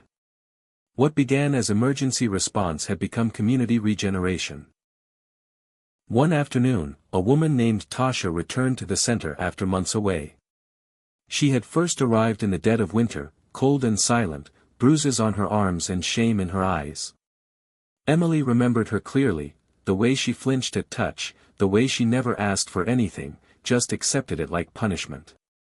Now, Tasha walked in wearing a clean jacket, her head held higher. She had a resume in one hand and a tray of homemade muffins in the other. I got an interview, she said, then added, almost like a confession, and I wanted to feed the folks still fighting. Emily didn't hug her. Not right away. She just nodded and helped her set the muffins down. But later, as Tasha was leaving, she opened her arms.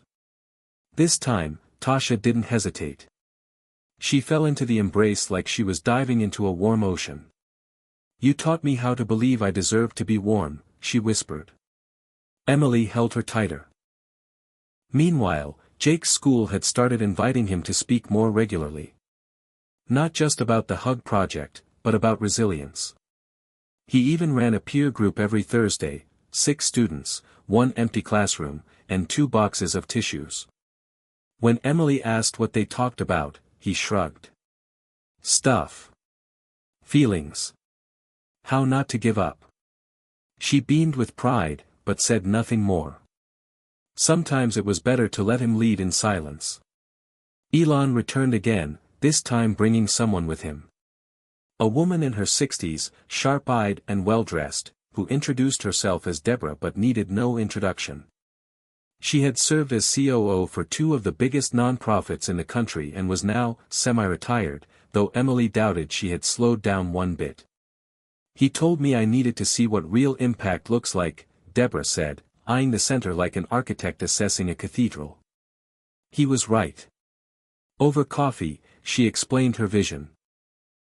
Structuring the Hug Project into a foundation that could scale nationally, sustainably, without compromising its soul. But only, she added firmly, if you're ready to let people help you build. Emily hesitated. Then nodded. Yes. But we do it our way. Deborah grinned. Good. Because your way works. The next few weeks passed in a flurry. Legal meetings. Drafted charters. Licensing plans. Branding discussions. Emily felt like she was back at the beginning, except this time, she wasn't standing alone with a cardboard sign, she was at the helm of a movement. One night, overwhelmed by forms and funding proposals, she pulled the stone from her desk drawer, steady, and closed her eyes. The past year played behind her lids like a film reel, the first hug, the first bus, Jake's drawings, Elon's silent support, the cold nights, the long mornings, the people. Always the people. That's who she did it for. And the people kept showing up. In Chicago, a teacher converted her classroom into a weekend hug club, offering emotional first aid kits to kids in unstable homes. In Baltimore, Dina started a night shift crew, volunteers who would go out between 10 p.m. and 2 a.m. to check on houseless residents during bad weather. In St. Louis, a coffee shop owner offered her storefront as a satellite hug station, giving away a free pastry with every warm hand extended. These weren't exceptions. They were the future. This was how love multiplied, not by grand gestures, but by showing up in the margins. The first Hug Summit was planned for late May. A gathering of all the cities, teams, volunteers, and supporters who had made the movement real. Emily wanted it to be simple, no stage, no hierarchy, just stories, hands, eyes, and hearts. The night before the summit, she walked through the center, checking every detail, from the welcome signs to the tea stations. Jake stayed late helping her hang photos, portraits of real people, real moments, a man smiling through tears, a teen holding her baby, a volunteer tying a shoelace, Elon laughing beside a bus, Emily holding her first sign. When they finished, they stood back and just looked. "It's like a museum of hope," Jake whispered. "No," Emily said, placing a hand on his shoulder, "it's a map. And we're just getting started." The next day, the center overflowed. People flew in from 12 different states. Others drove overnight. Some had never been on a plane before. Some had never left their cities. And yet they came. Drawn by a shared heartbeat. The summit opened with a moment of silence for those they'd lost. Then, a wave of stories. One by one, people stood and told the truth, raw, messy, beautiful truth. There were tears. Laughter. Applause. And hugs. So many hugs. At one point, Jake took the mic and read a poem he'd written the night before. It ended with the line, "You can't hug the whole world, but you can hold one person long enough for them to believe they're worth holding." No one spoke for a full minute afterward. When it was Elon's turn to speak, he said only this, "I've built rockets. I've built machines. But this is the first time I've helped build something that heals." The applause was thunderous. That evening, as the sun dipped below the city, Emily stood in the center courtyard, watching candles being lit one by one. A circle of light. A living constellation. Someone handed her a match. She lit her candle and whispered, "For the girl who just wanted to matter." Then she smiled. Because now she did. And so did everyone around her. June rolled in like a fast train, unstoppable and loud, shaking loose the last remnants of winter's grip. The Hug Project was no longer just a local miracle, it was a phenomenon reshaping how cities thought about care and connection. Emily's days blurred between meetings with donors, strategizing with Deborah, and visiting each of the centers to witness the impact firsthand. What struck her most wasn't the numbers or the media buzz, but the small, everyday transformations she saw in people's eyes. A mother in Chicago who once dreaded the nights now smiled as she sang lullabies in a safe space. A man in Baltimore who had lived on the streets for years was now a volunteer, handing out blankets with a gentle nod. The hardest parts of the journey hadn't disappeared, addiction, poverty, broken families, they lingered like shadows. But in those shadows, light was growing. And it was fierce. One particularly bright morning, Emily received a call that would change everything again. It was from a woman named Marcy, a social worker in New York City. Marcy explained that a local shelter was overwhelmed by a recent influx of displaced families and struggling individuals. "We need your help," she said, voice urgent but hopeful. "The model you built, it's what this city needs." Emily sat back, heart pounding. New York. The biggest challenge yet. It felt both thrilling and terrifying. She glanced at Jake, who was working on his laptop nearby. "We're going to have to grow faster than we thought," she said, half to herself. Jake looked up and smiled. "Then let's get to work." Together, they began to sketch out the plans for the New York Hug Center. The next weeks were a whirlwind of calls, site visits, and community meetings.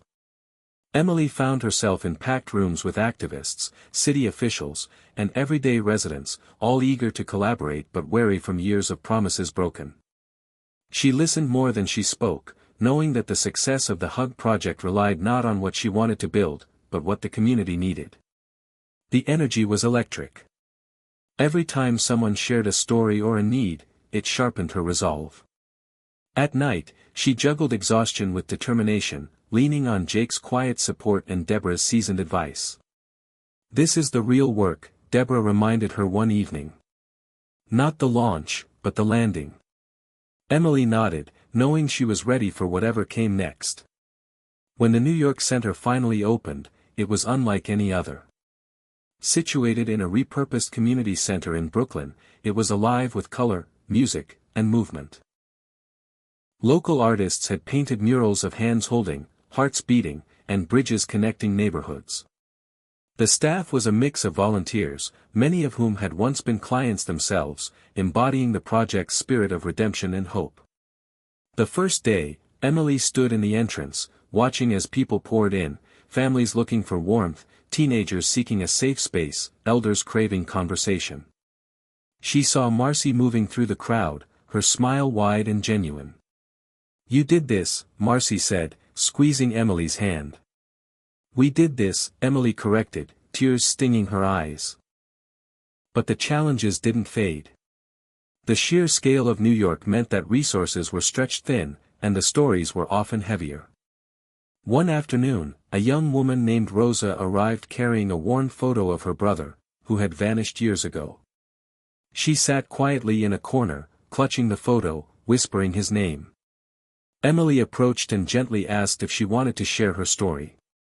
Rosa nodded, voice breaking, telling of loss, hope, and relentless search. The room held its breath. When Rosa finished, the center staff promised to help. It was a small victory, but in a city this vast, even small victories felt like lifelines. As summer deepened, the Hug Project hosted its first citywide community picnic, bringing together all 4 centers and their neighborhoods. It was a kaleidoscope of faces, stories, and laughter. Emily wandered among the crowd, listening to conversations, watching children play, and feeling the hum of connection. Elon showed up unexpectedly, blending into the crowd, camera-free, just a man among many. When he found Emily, he handed her a folded note that read simply, "Keep hugging. Keep healing." She folded it carefully and tucked it into her pocket, a quiet reminder of how far they had come. That night, back at the Detroit Center, Emily sat with Jake on the worn sofa, watching old videos from the early days, those shaky recordings of a woman holding a sign, a child's drawing taped to a window, the first hesitant hugs. They laughed at how raw it all looked. "Do you think it will last?" Jake asked, eyes serious. Emily paused, then smiled softly. "It has to. Because people are counting on it. Because love isn't a trend. It's a choice." Jake nodded, pulling her into a hug. "Then we choose it every day." The summer sun was relentless, blazing over the city streets and beating down on the glass windows of the New York Hug Center. Inside, the air conditioning hummed softly, a small comfort against the heat, but Emily felt the weight of the day pressing down on her like the July humidity outside. The center buzzed with activity, children laughing, volunteers coordinating meals, a local musician strumming a guitar in the corner, but beneath it all, Emily sensed an undercurrent of exhaustion. The need was immense, and resources, though generous, stretched thinner with every passing day. She sat at a table with Marcy, reviewing new funding proposals and community outreach plans, when her phone buzzed with a message from Jake. "Can you come outside? Someone's here." Curiosity piqued, Emily stepped out into the courtyard. Standing there was a man she hadn't seen in years, Marcus, her childhood best friend, someone she hadn't spoken to since before the Hug Project began. His eyes were weary but kind, and in his hands, he held a small, folded paper. "I heard about what you're doing," he said quietly. "I want to help."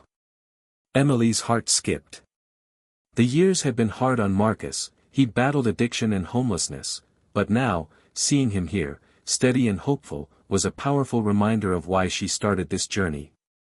She invited him inside, and over the following days, Marcus became a vital part of the team, using his experience to connect with clients in ways no one else could. His presence was a living testament to the project's mission.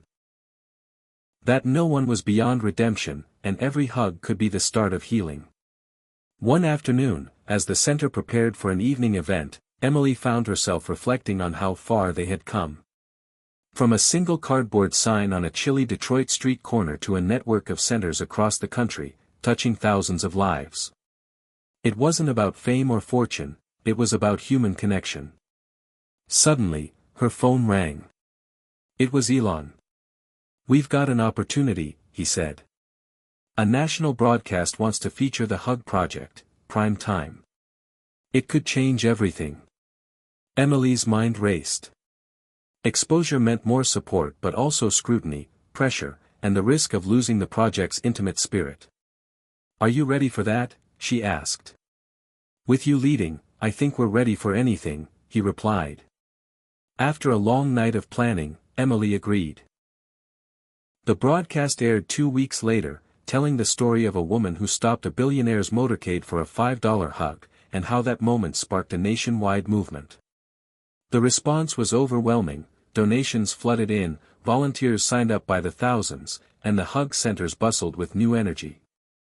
Yet, amid the excitement, Emily felt a quiet tension. Would the project remain true to its roots, or would it become another viral sensation lost to time? She knew the answer lay not in headlines but in daily choices, the hugs given, the stories heard, the lives touched. One evening, as she walked through the Detroit Center, Emily paused by a bulletin board covered in photos and letters from people helped by the project.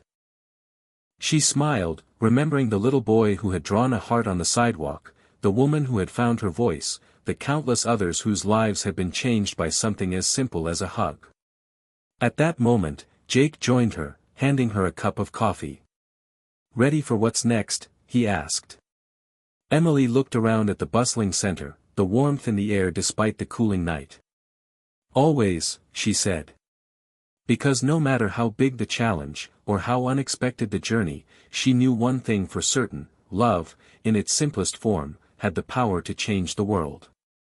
Autumn arrived quietly, painting the city in shades of gold and rust, softening the hard edges of skyscrapers and streets alike. Emily found herself walking through the Detroit Hug Center one chilly morning, the crisp air filling her lungs with a new kind of hope. The project had grown beyond anything she had dared imagine, but with growth came new challenges.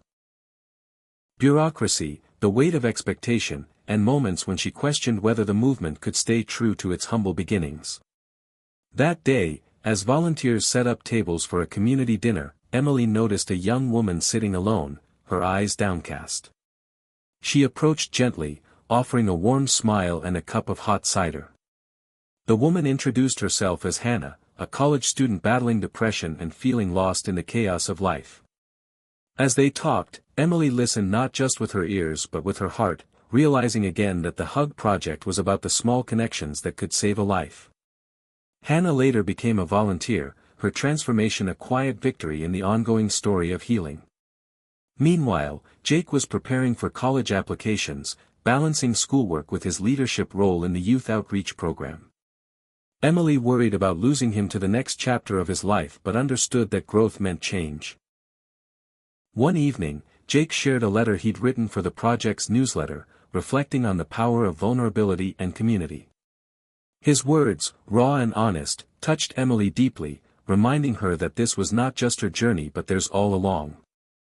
As the leaves fell and the year edged toward winter again, the Hug Project faced a moment of reckoning. A major donor pulled funding, citing economic uncertainty. It was a blow that threatened to unravel months of progress. Emily gathered the team, her voice steady but fierce. "We will find another way. We always do." The community rallied, hosting fundraisers, sharing stories, and volunteering extra hours. Elon, true to form, launched a matching campaign online, doubling every dollar raised. The outpouring was overwhelming, a testament to the movement's reach and the hearts it had touched. One cold December evening, as snow began to blanket the city, Emily stood outside the center with Jake and Marcus, watching neighbors light candles and exchange hugs in the softly falling snow. The project had become more than a network, it was a lifeline, a family. She thought back to the first cardboard sign, the $5 offer that had seemed so small, so fragile, yet had sparked a revolution. And she knew, without doubt, that love, simple, relentless love, was the greatest force of all. The journey was far from over, but for now, in the quiet glow of candlelight and community, Emily allowed herself to hope. Winter tightened its grip on the city, wrapping streets and souls in icy stillness. Inside the Detroit Hug Center, the warmth was palpable, laughter, chatter, the scent of hot cocoa mingling with the crisp air seeping through the doors. Emily walked slowly, observing volunteers move with purpose, people leaning on each other for support, fragile hope rekindled in tired eyes. The year had been relentless, full of milestones and setbacks, but the center was alive, beating with the pulse of the community. That evening, Emily sat with Marcus, who had become more than a volunteer. He was family, a living testament to second chances. "You ever think about what life would be like if you hadn't come back?" she asked quietly. Marcus paused, his gaze distant. "Every day," he said. "But I'm grateful. This place, this movement, it gave me something I didn't think I deserved. A chance." Emily nodded, feeling the weight of his words settle in her chest. It was moments like these that reminded her why the Hug Project mattered. The next morning brought unexpected news. A proposal from the city council offering official partnership and additional funding. It was a validation but also a challenge to grow responsibly. Emily, Deborah, and Elon spent days drafting plans, balancing bureaucracy with the project's grassroots heart. Meanwhile, Jake struggled with college decisions, torn between staying close to home or venturing far for opportunity. One night, over steaming mugs of tea, he confided in Emily. "I'm scared," he admitted. "Scared of leaving, of changing everything." She took his hand, steadying him. "Change is scary, but it's also where we find who we really are." Their bond deepened in that moment, a mother and son facing the unknown together. As winter deepened, the centers prepared for the holiday season. They hosted dinners, toy drives, and story nights, weaving traditions into the fabric of community healing. Emily stood by a window one night, watching snowflakes drift silently, and thought about the journey from that first cardboard sign to this sprawling movement.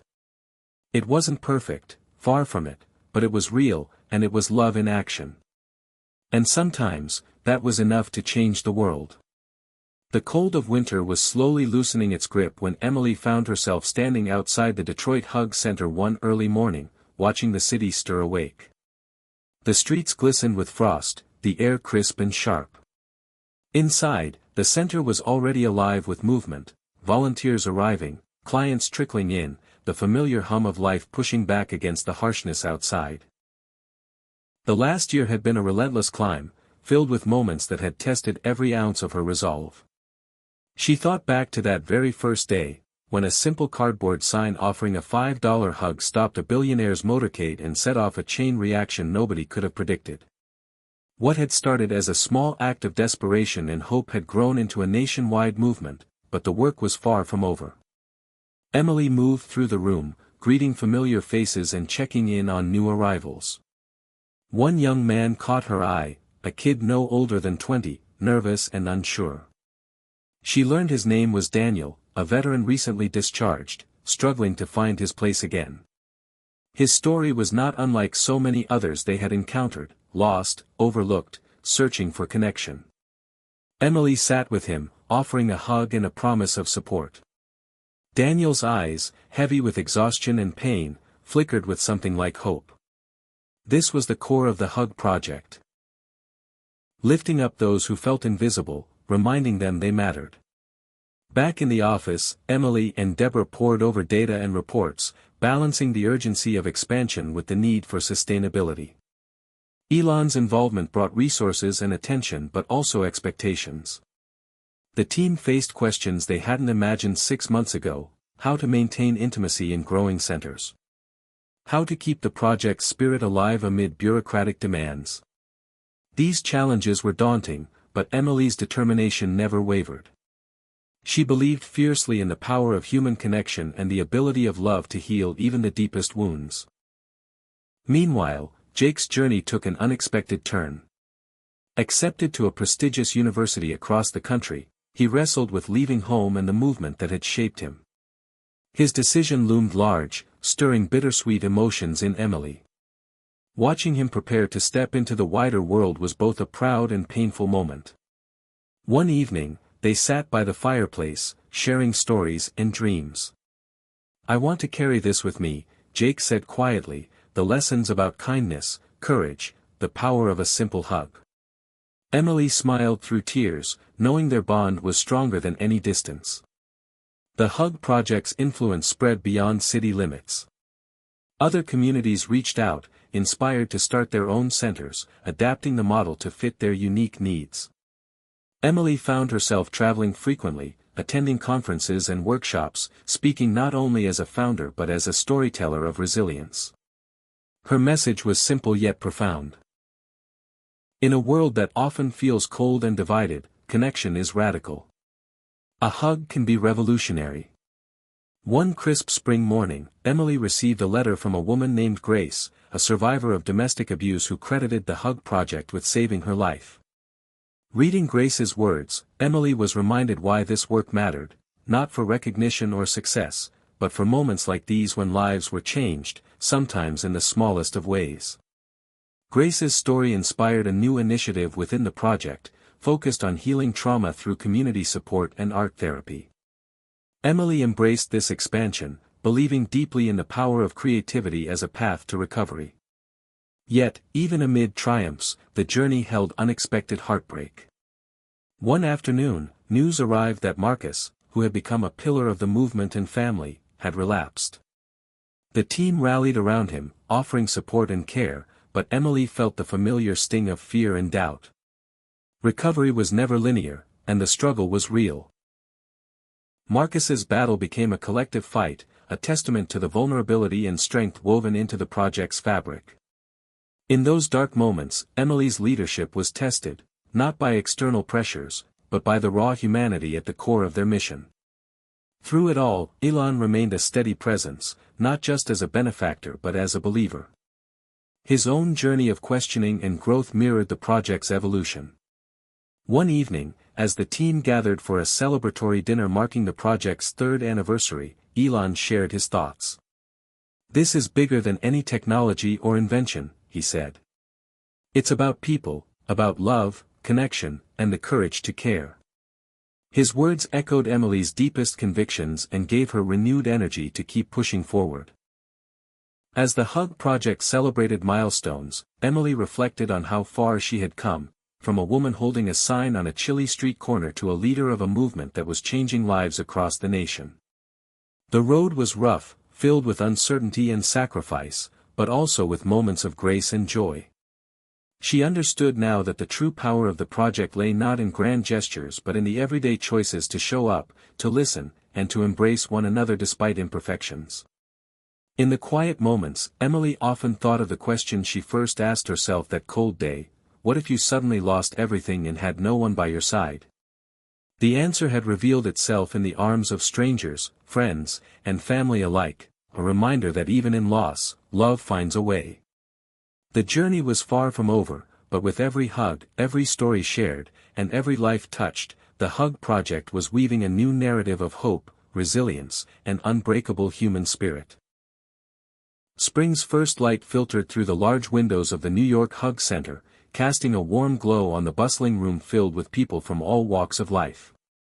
Emily stood near the entrance, watching as familiar faces and new visitors mingled, their smiles and laughter creating a powerful sense of community. The project had blossomed into a network of centers that felt less like institutions and more like homes, safe spaces where vulnerability was met with kindness and hope. But beneath the surface of this growth, Emily sensed the familiar tug of challenge. Maintaining the heart of the Hug Project in the face of expansion was proving harder than she'd imagined. That morning, she met with Marcy and Marcus to discuss the next phase of development. They spoke candidly about burnout among volunteers, the increasing complexity of managing multiple centers, and the risk of losing the personal touch that defined the movement. "We have to remember why we started," Marcus said, voice steady. "It's about people, not programs." Emily nodded. Their mission was clear, but the path forward required new strategies and renewed commitment. Later that week, a young woman named Lily came to the center carrying a canvas and a box of paints. She introduced herself as an artist and survivor, hoping to use her talents to help others heal. Inspired by Grace's story from earlier initiatives, Emily saw an opportunity to expand the project's creative therapy programs. Lily's art workshops quickly became a haven for participants, providing an outlet for expression and connection. The walls of the center began to fill with vibrant murals and paintings, each telling a story of struggle and resilience. One afternoon, Emily wandered into a workshop and watched as a group of teens collaborated on a large canvas, their faces alight with focus and joy. It was moments like these that reminded her of the transformative power of creativity and community. Meanwhile, Jake had returned home for the summer, bringing with him stories and lessons from college that enriched the Hug Project's youth programs. He led discussions about mental health and self-care, connecting with young volunteers who saw in him a mentor and friend. Emily felt a surge of pride watching her son grow into a leader, carrying forward the values they had nurtured together. Yet, beneath her joy, she grappled with the inevitable changes ahead. Jake would soon finish college, and the project would continue evolving in ways she couldn't yet foresee. One evening, as Emily prepared for a city council meeting aimed at securing permanent funding for the centers, she received a message that shook her. Marcus had been hospitalized after a relapse. The news hit hard. Marcus had been more than a volunteer, he was family, a symbol of hope and redemption. The team rallied, visiting him and offering support, but Emily felt the weight of vulnerability pressing down once more. She realized that the Hug Project was not immune to pain, that the fight for healing was ongoing, messy, and deeply human. In the hospital waiting room, she sat with Marcus's sister, sharing memories and tears, strengthening bonds forged through shared struggle. The following months brought a wave of challenges. Funding battles, administrative hurdles, and the ever-present pressure to prove the project's worth tested Emily's resolve. Yet, through every setback, the community's spirit shone brightly. Fundraisers packed with local artists and volunteers showcased the vibrant heart of the movement. Testimonials poured in, stories of lives changed, of hope rekindled, of the simple power of a hug.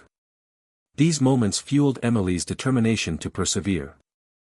Elon remained a steady partner, offering not only financial support but also his growing understanding of the project's emotional depth.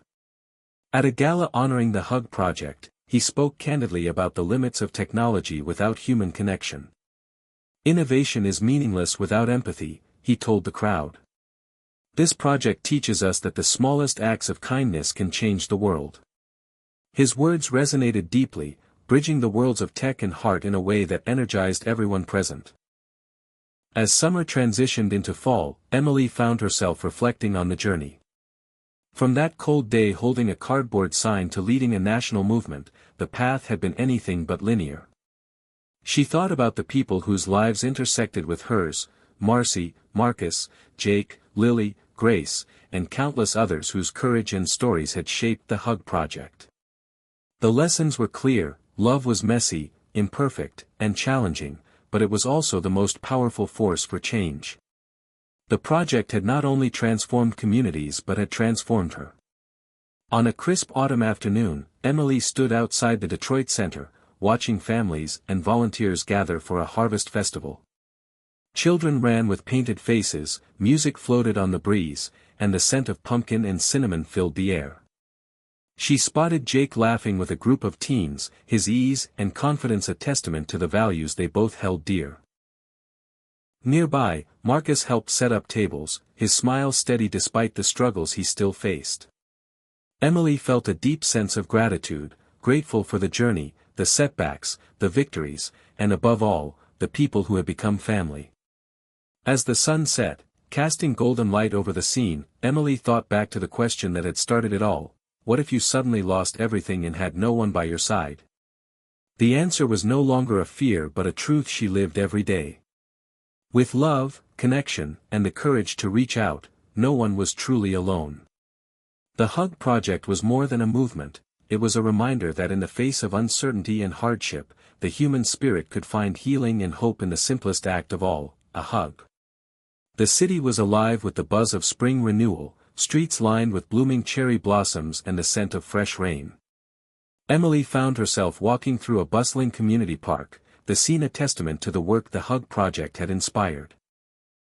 Families picnicked on blankets, children chased bubbles in the sunlight, and volunteers handed out flyers for upcoming events.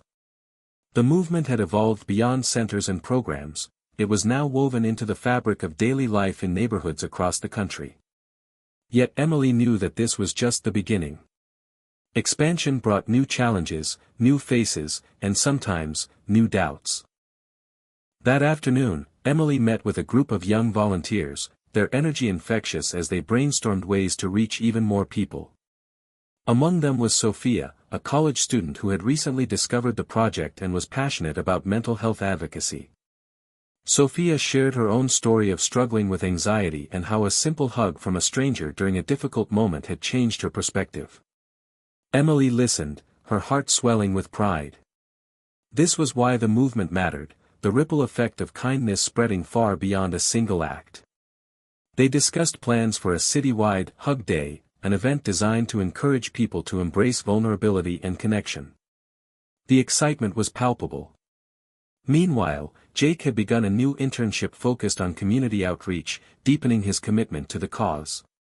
Emily watched as he navigated the challenges of balancing school, work, and personal growth, admiring his resilience. One evening, they sat on the porch of their family home, the sun setting in a blaze of orange and pink. Jake opened up about his fears of failing those who depended on him. Emily reassured him gently, reminding him that strength often came from admitting weakness and asking for help. Their conversation deepened their bond, a shared understanding that this journey was one of continual learning and growth.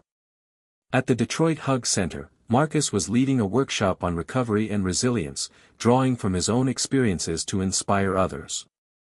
His presence was a beacon of hope for many, though Emily knew his path was still fraught with challenges.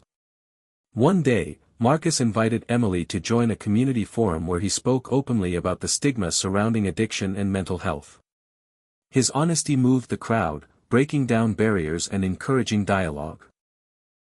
Emily felt honored to witness his courage, understanding that the true strength of the Hug Project lay in such moments of vulnerability. As the movement grew, so did its visibility. Media outlets began to take notice, sharing stories of transformation and hope that challenged stereotypes about Detroit and similar cities. Emily appeared in interviews and panels, always emphasizing the core message, that human connection could be a powerful agent of change. Despite the increasing spotlight, she remained grounded, focused on the people whose lives were touched daily by the project's work. However, not all reactions were positive. Some critics questioned the sustainability of a movement built on hugs and emotional support, doubting its impact in the face of systemic issues like poverty and homelessness. Emily understood the skepticism. It was a complex world, and the Hug Project was but one piece of a much larger puzzle. Yet she believed passionately that kindness was the foundation upon which lasting change could be built. She responded thoughtfully in public forums, advocating for a holistic approach that combined compassion with practical solutions. One particularly chilly evening, Emily received a call from a woman named Carla, a single mother who had recently lost her job and was struggling to care for her 2 children. Carla had found the Hug Project online and reached out, desperate for support. Emily arranged for volunteers to visit Carla's home, bringing meals, resources, and companionship. Over time, Carla became involved in the project herself, sharing her story and helping others facing similar hardships. Her resilience embodied the spirit of the movement, an enduring hope that no one had to face life's storms alone. The seasons turned, and with them came a new challenge, the COVID-19 pandemic. The Hug Project, built on physical connection, faced an unprecedented test. Centers closed their doors, events were cancelled, and the very act of hugging became fraught with risk. Emily felt a deep ache as she grappled with how to maintain the essence of the project amid social distancing and isolation. Yet, the need for connection had never been greater. Adapting quickly, the team launched virtual support groups, online workshops, and a campaign encouraging acts of kindness that complied with safety guidelines. They sent care packages to isolated seniors, created video messages of hope, and encouraged people to reach out through phone calls and letters.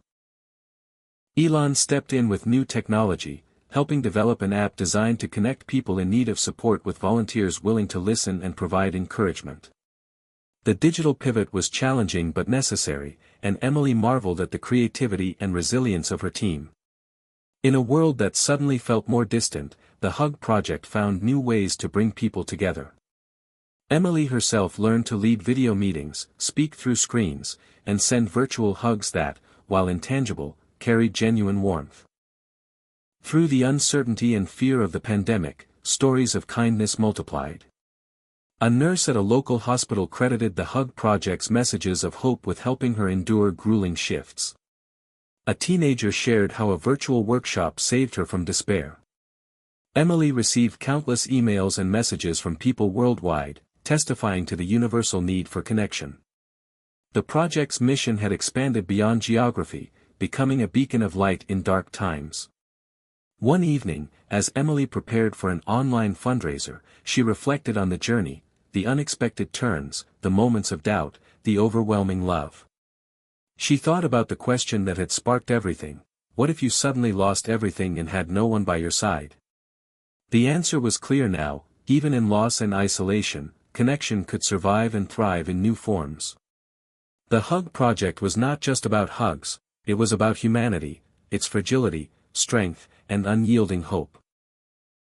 Emily closed her laptop, a sense of peace settling over her. The road ahead was uncertain, but one thing was certain: love, in all its messy, imperfect glory, would continue to lead the way. The early morning sun spilled its golden light across the Detroit skyline, casting long shadows on streets that were slowly waking from the grip of winter. Emily stood at the entrance of the newly opened West Side Hug Center, the latest addition to the growing network of safe havens dedicated to healing through human connection. The center's walls, painted a warm, inviting yellow, seemed to glow with promise. Volunteers bustled inside, setting up tables for a community breakfast, laughter and chatter weaving a vibrant tapestry of life. This space wasn't just a building, it was a beacon of hope for those who had felt forgotten.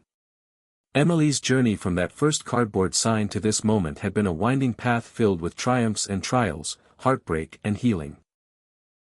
She took a deep breath, feeling the weight and the wonder of it all. The West Side Center was the culmination of months of planning and community outreach. It was situated in one of Detroit's most underserved neighborhoods, where poverty and isolation had left deep scars. Emily knew that opening a center here was more than a symbolic gesture. It was a commitment to meet people where they were, to build trust and foster belonging in a place too often neglected. The decision had not been easy. Questions of funding, safety, and sustainability had shadowed the process. But the stories she'd heard, stories of resilience, courage, and the hunger for connection, had propelled her forward. Inside, she found Marcus directing volunteers with his usual calm confidence. His recovery journey was ongoing, and every day was a testament to strength and vulnerability intertwined. Emily watched as he helped a young woman struggling with anxiety find a quiet corner to breathe. These moments, the real, raw encounters, were why the Hug Project existed. They weren't just about hugs, they were about presence, about witnessing each other's pain and offering grace. Later that morning, Emily met with local leaders and activists who had been instrumental in bringing the West Side Center to life. The conversation was honest and urgent, touching on systemic issues that no amount of hugs could solve alone: affordable housing, access to healthcare, education inequities. Emily listened carefully, knowing that the Hug Project was one part of a larger ecosystem. "We're here to complement, not replace," she said.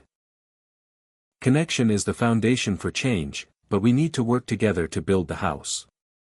The group agreed on plans to collaborate on outreach, resources, and advocacy. It was a reminder that healing was both personal and political. As the weeks passed, the West Side Center flourished. Volunteers brought fresh energy, local artists painted murals that told stories of struggle and hope, and neighbors who once viewed the center with suspicion began to see it as a refuge. Emily often spent evenings there, sharing meals and stories, learning names and histories. One night, as snow gently fell outside, she sat with Carla, the single mother whose journey she'd followed closely. Carla had moved from receiving help to becoming a volunteer, her transformation a testament to the power of community. "This place saved me," Carla said softly. "Now I want to save others." Emily felt tears sting her eyes. This was the heart of their work.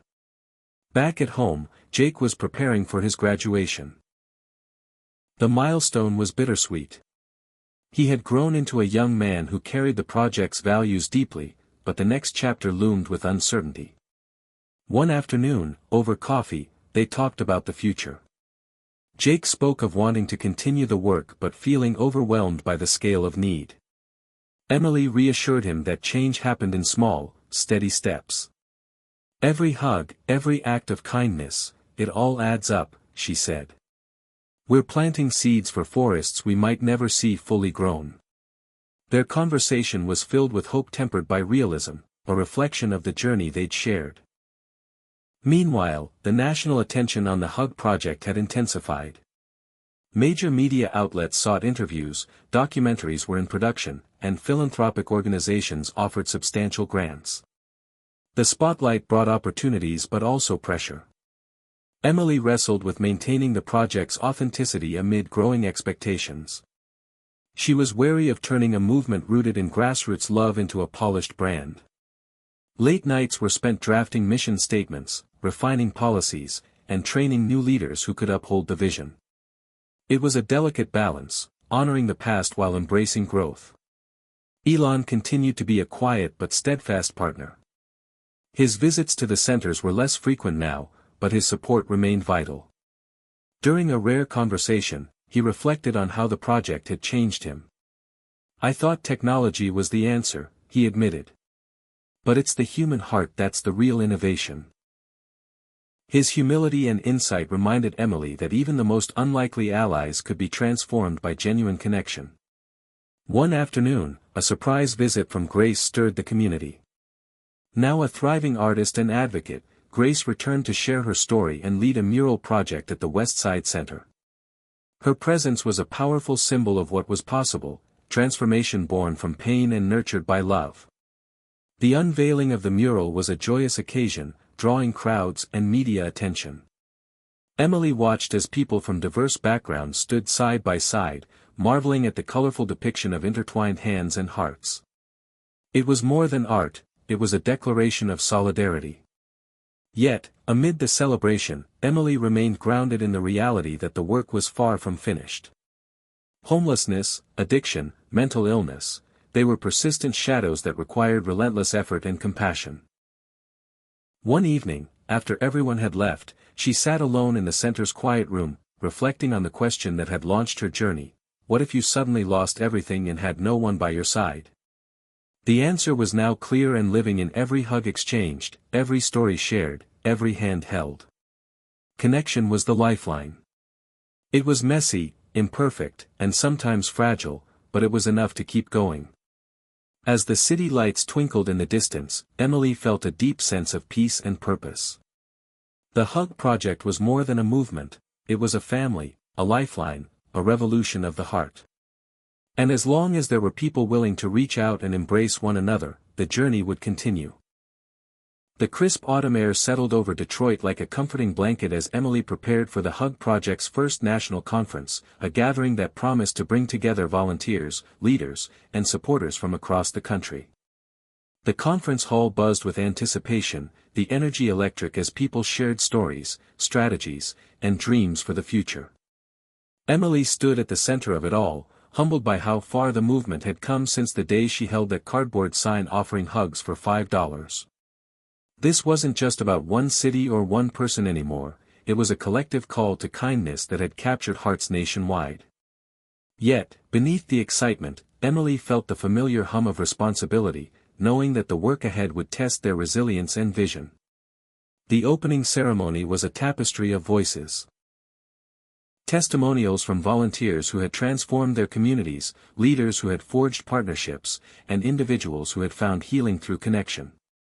Among the speakers was Marcus, his story a powerful reminder of redemption and hope. His voice steady but emotional, he spoke of the struggles he'd faced and how the Hug Project had been a lifeline. Emily watched as the audience rose in applause, the room vibrating with shared empathy. It was moments like these that reminded her why every challenge, every late night, every tear was worth it. Throughout the conference, workshops explored innovative ways to expand the project's reach while staying true to its core values. Emily led a session on balancing growth with authenticity, emphasizing the importance of listening deeply to the communities they served. Participants debated the role of technology, funding, and advocacy, often returning to the essential truth that human connection was irreplaceable. In quieter moments, Emily found herself reflecting on the journey, the unexpected twists, the setbacks, the moments of grace. The question that had launched everything, what if you suddenly lost everything and had no one by your side, resonated with renewed urgency. Their work was a beacon for those who feared loneliness, a promise that no one was truly alone. Outside the conference, Emily reunited with Sophia and Jake, their shared commitment a source of strength. Together, they explored ideas for expanding youth engagement, recognizing that the next generation held the key to sustaining the movement's future. Jake, now more confident and grounded, spoke passionately about mental health awareness and peer support. Sophia shared plans for a digital storytelling project aimed at amplifying voices often unheard. Their collaboration felt like planting seeds for a future where kindness was not just an act, but a culture. Meanwhile, Elon's role had evolved. Though no longer as publicly involved, he provided strategic guidance and resources behind the scenes. During a private meeting, he expressed admiration for the project's impact and a desire to support its scalability. "The world needs this," he said simply. "We need to build bridges, not walls." Emily appreciated his humility and insight, understanding that true leadership often meant stepping back to empower others. Yet, even as the conference celebrated progress, it could not erase the reality of ongoing struggles. Emily heard from attendees about the challenges they faced: funding shortages, volunteer burnout, systemic barriers. One story stayed with her: a rural organizer who traveled miles to reach isolated communities where loneliness was epidemic. His words were a poignant reminder that the Hug Project was part of a larger mosaic of social change. No single initiative could solve everything, but together, they could weave a stronger safety net. Back in Detroit, the centers continued to serve as sanctuaries. Emily visited the Westside Hug Center, where Carla had become a coordinator, her warmth and determination inspiring volunteers and participants alike. That afternoon, Emily joined a circle of people sharing stories of loss and healing, the room charged with raw emotion and tender support. She marveled at the courage in the faces before her, the willingness to be vulnerable, to trust, to hope. It was a profound reminder that connection was a radical act in a world that often valued isolation. As winter approached, Emily prepared for the holiday season, a time both joyful and difficult for many. The Hug Project planned special events to reach those most at risk of loneliness: seniors, the homeless, and those separated from family. Volunteers crafted care packages, organized virtual gatherings, and created safe spaces for celebration. Emily's heart swelled with gratitude for the team's dedication. Amid the glow of holiday lights, she saw reflected the warmth they sought to spread. One evening, as snowflakes drifted softly outside her window, Emily sat with Jake and Sophia, sharing stories and dreams by the fire. The conversation turned to legacy, the impact they hoped to leave and the lessons they'd learned. Jake spoke of the importance of resilience and compassion, Sophia of courage and community. Emily listened, realizing that their voices carried the future. She felt a deep sense of peace, knowing the movement was in capable hands. The Hug Project's journey had been anything but linear. It had grown from a simple sign into a national movement, weathering storms of doubt and hardship. But through it all, one truth remained steadfast: love and connection could heal wounds that seemed insurmountable. Emily knew the road ahead would still hold challenges, but with every hug shared and every story told, they were building a world where no one had to face loss alone.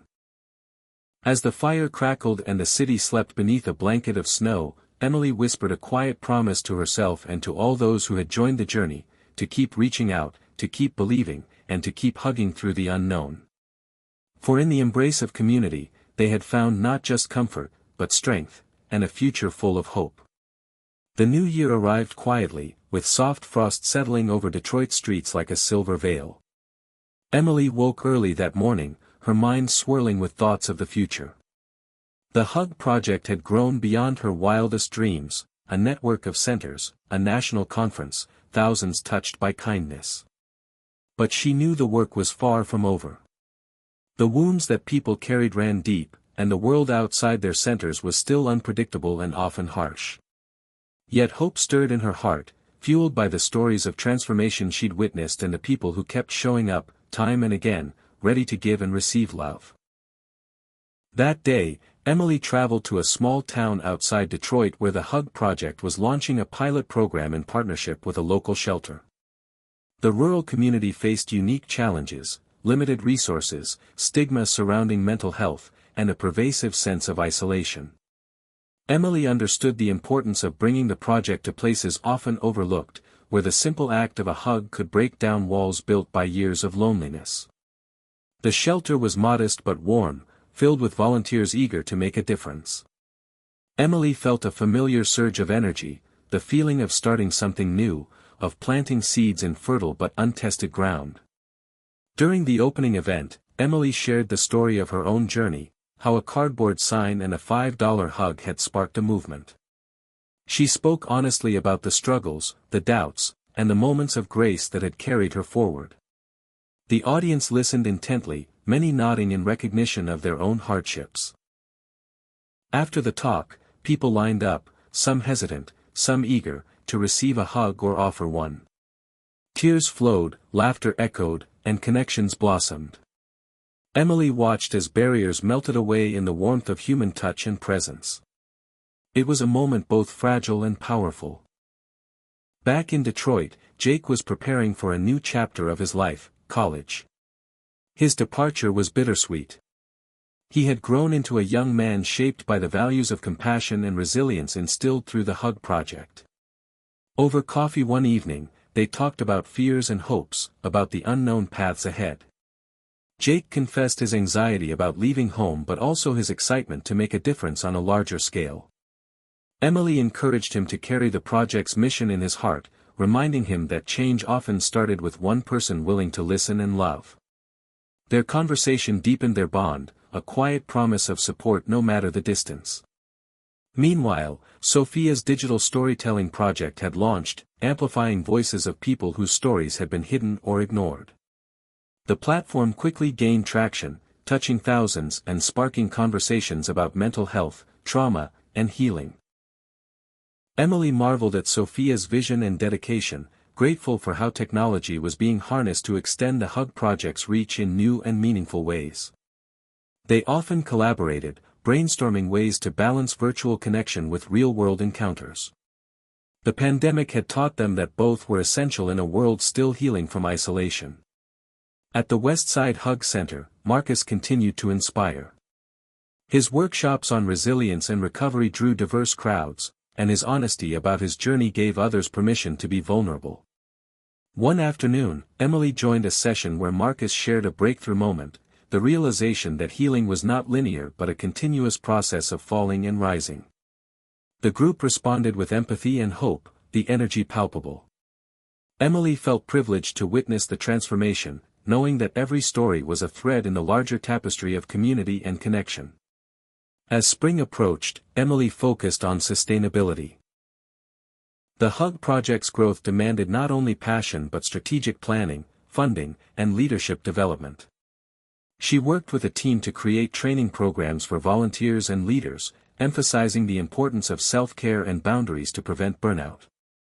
Emily knew that the movement's longevity depended on nurturing its people as much as its mission. She also sought partnerships with healthcare providers, schools, and social services, aiming to integrate the project into broader systems of support. Collaboration, she believed, was the key to creating lasting impact. One evening, Emily received a letter from a woman named Helen, who had found the Hug Project after losing her husband and struggling with depression. Helen's words were heartfelt and raw, describing how a simple hug at a local event had been the first step toward healing. She thanked Emily and the volunteers for reminding her that she was not alone. Emily shared the letter with her team, the reminder of why they persevered, sparking renewed energy. It was in moments like these, quiet, personal, profound, that the true power of the Hug Project revealed itself. Yet, even with progress, challenges persisted. Funding gaps threatened programs, volunteers faced exhaustion, and systemic inequalities loomed large. Emily grappled with the weight of responsibility, questioning whether they could sustain the momentum. She sought counsel from mentors and peers, finding solace in shared struggles and collective wisdom. Through it all, she leaned on the core truth that had guided her since the beginning: love and connection were radical acts that could ignite change in even the darkest places. One day, a surprise visit from Elon reminded Emily of the serendipity that had sparked it all. Elon had been quietly supporting the project's expansion and now proposed a new initiative combining technology and empathy, a virtual reality experience designed to foster understanding and compassion by simulating the lives of others. Emily was intrigued but cautious. Could technology truly capture the depth of human connection? The idea sparked lively debate among the team. Ultimately, they agreed to pilot the project, seeing it as another tool in their evolving toolbox, not a replacement for genuine touch and presence. As summer blossomed, Emily found herself reflecting on the question that had always propelled her forward: what if you suddenly lost everything and had no one by your side? The answer was no longer just a possibility, it was a call to action, a mandate to build bridges, to hold space for pain and joy, to remind the world that no one was truly alone. The Hug Project had become more than a movement, it was a living testament to the resilience of the human spirit and the transformative power of kindness. Standing on the porch of her childhood home one evening, Emily watched the sun dip below the horizon, painting the sky in hues of pink and gold. She felt the presence of those who had walked beside her, the volunteers, the families, the strangers who had become friends. The journey had been messy, unpredictable, and at times overwhelming, but it had also been full of beauty and grace. And as long as there were hearts willing to reach out and embrace one another, she knew the future held endless possibilities. The city skyline shimmered under the twilight, a reminder of the countless stories unfolding beneath its lights, stories of loss, hope, struggle, and connection. Emily stood on the stage of the Grand Hall, the final event of the Hug Project's anniversary celebration in full swing. Hundreds of faces, illuminated by the soft glow of chandeliers and eager anticipation, looked back at her. This was more than a gathering. It was a testament to a movement born from a simple, unexpected gesture, a cardboard sign, a $5 hug, and a spark of courage. Tonight, Emily felt the full weight and wonder of everything that had happened since that day. How had a moment of vulnerability grown into a nationwide embrace? The answer was complex yet simple: love, in all its rawness and power, had found a way. Her speech began with the question that had followed her for years: what if you suddenly lost everything and had no one by your side? She spoke honestly, sharing how fear and loneliness had once threatened to consume her, how that small act of reaching out had shifted everything. The audience listened, some nodding knowingly, others with tears glistening. Emily reminded them that no one was immune to hardship, but that through connection, people could find strength and meaning. She told stories of Marcus, Carla, Jake, Sophia, and countless others whose lives had been touched and transformed.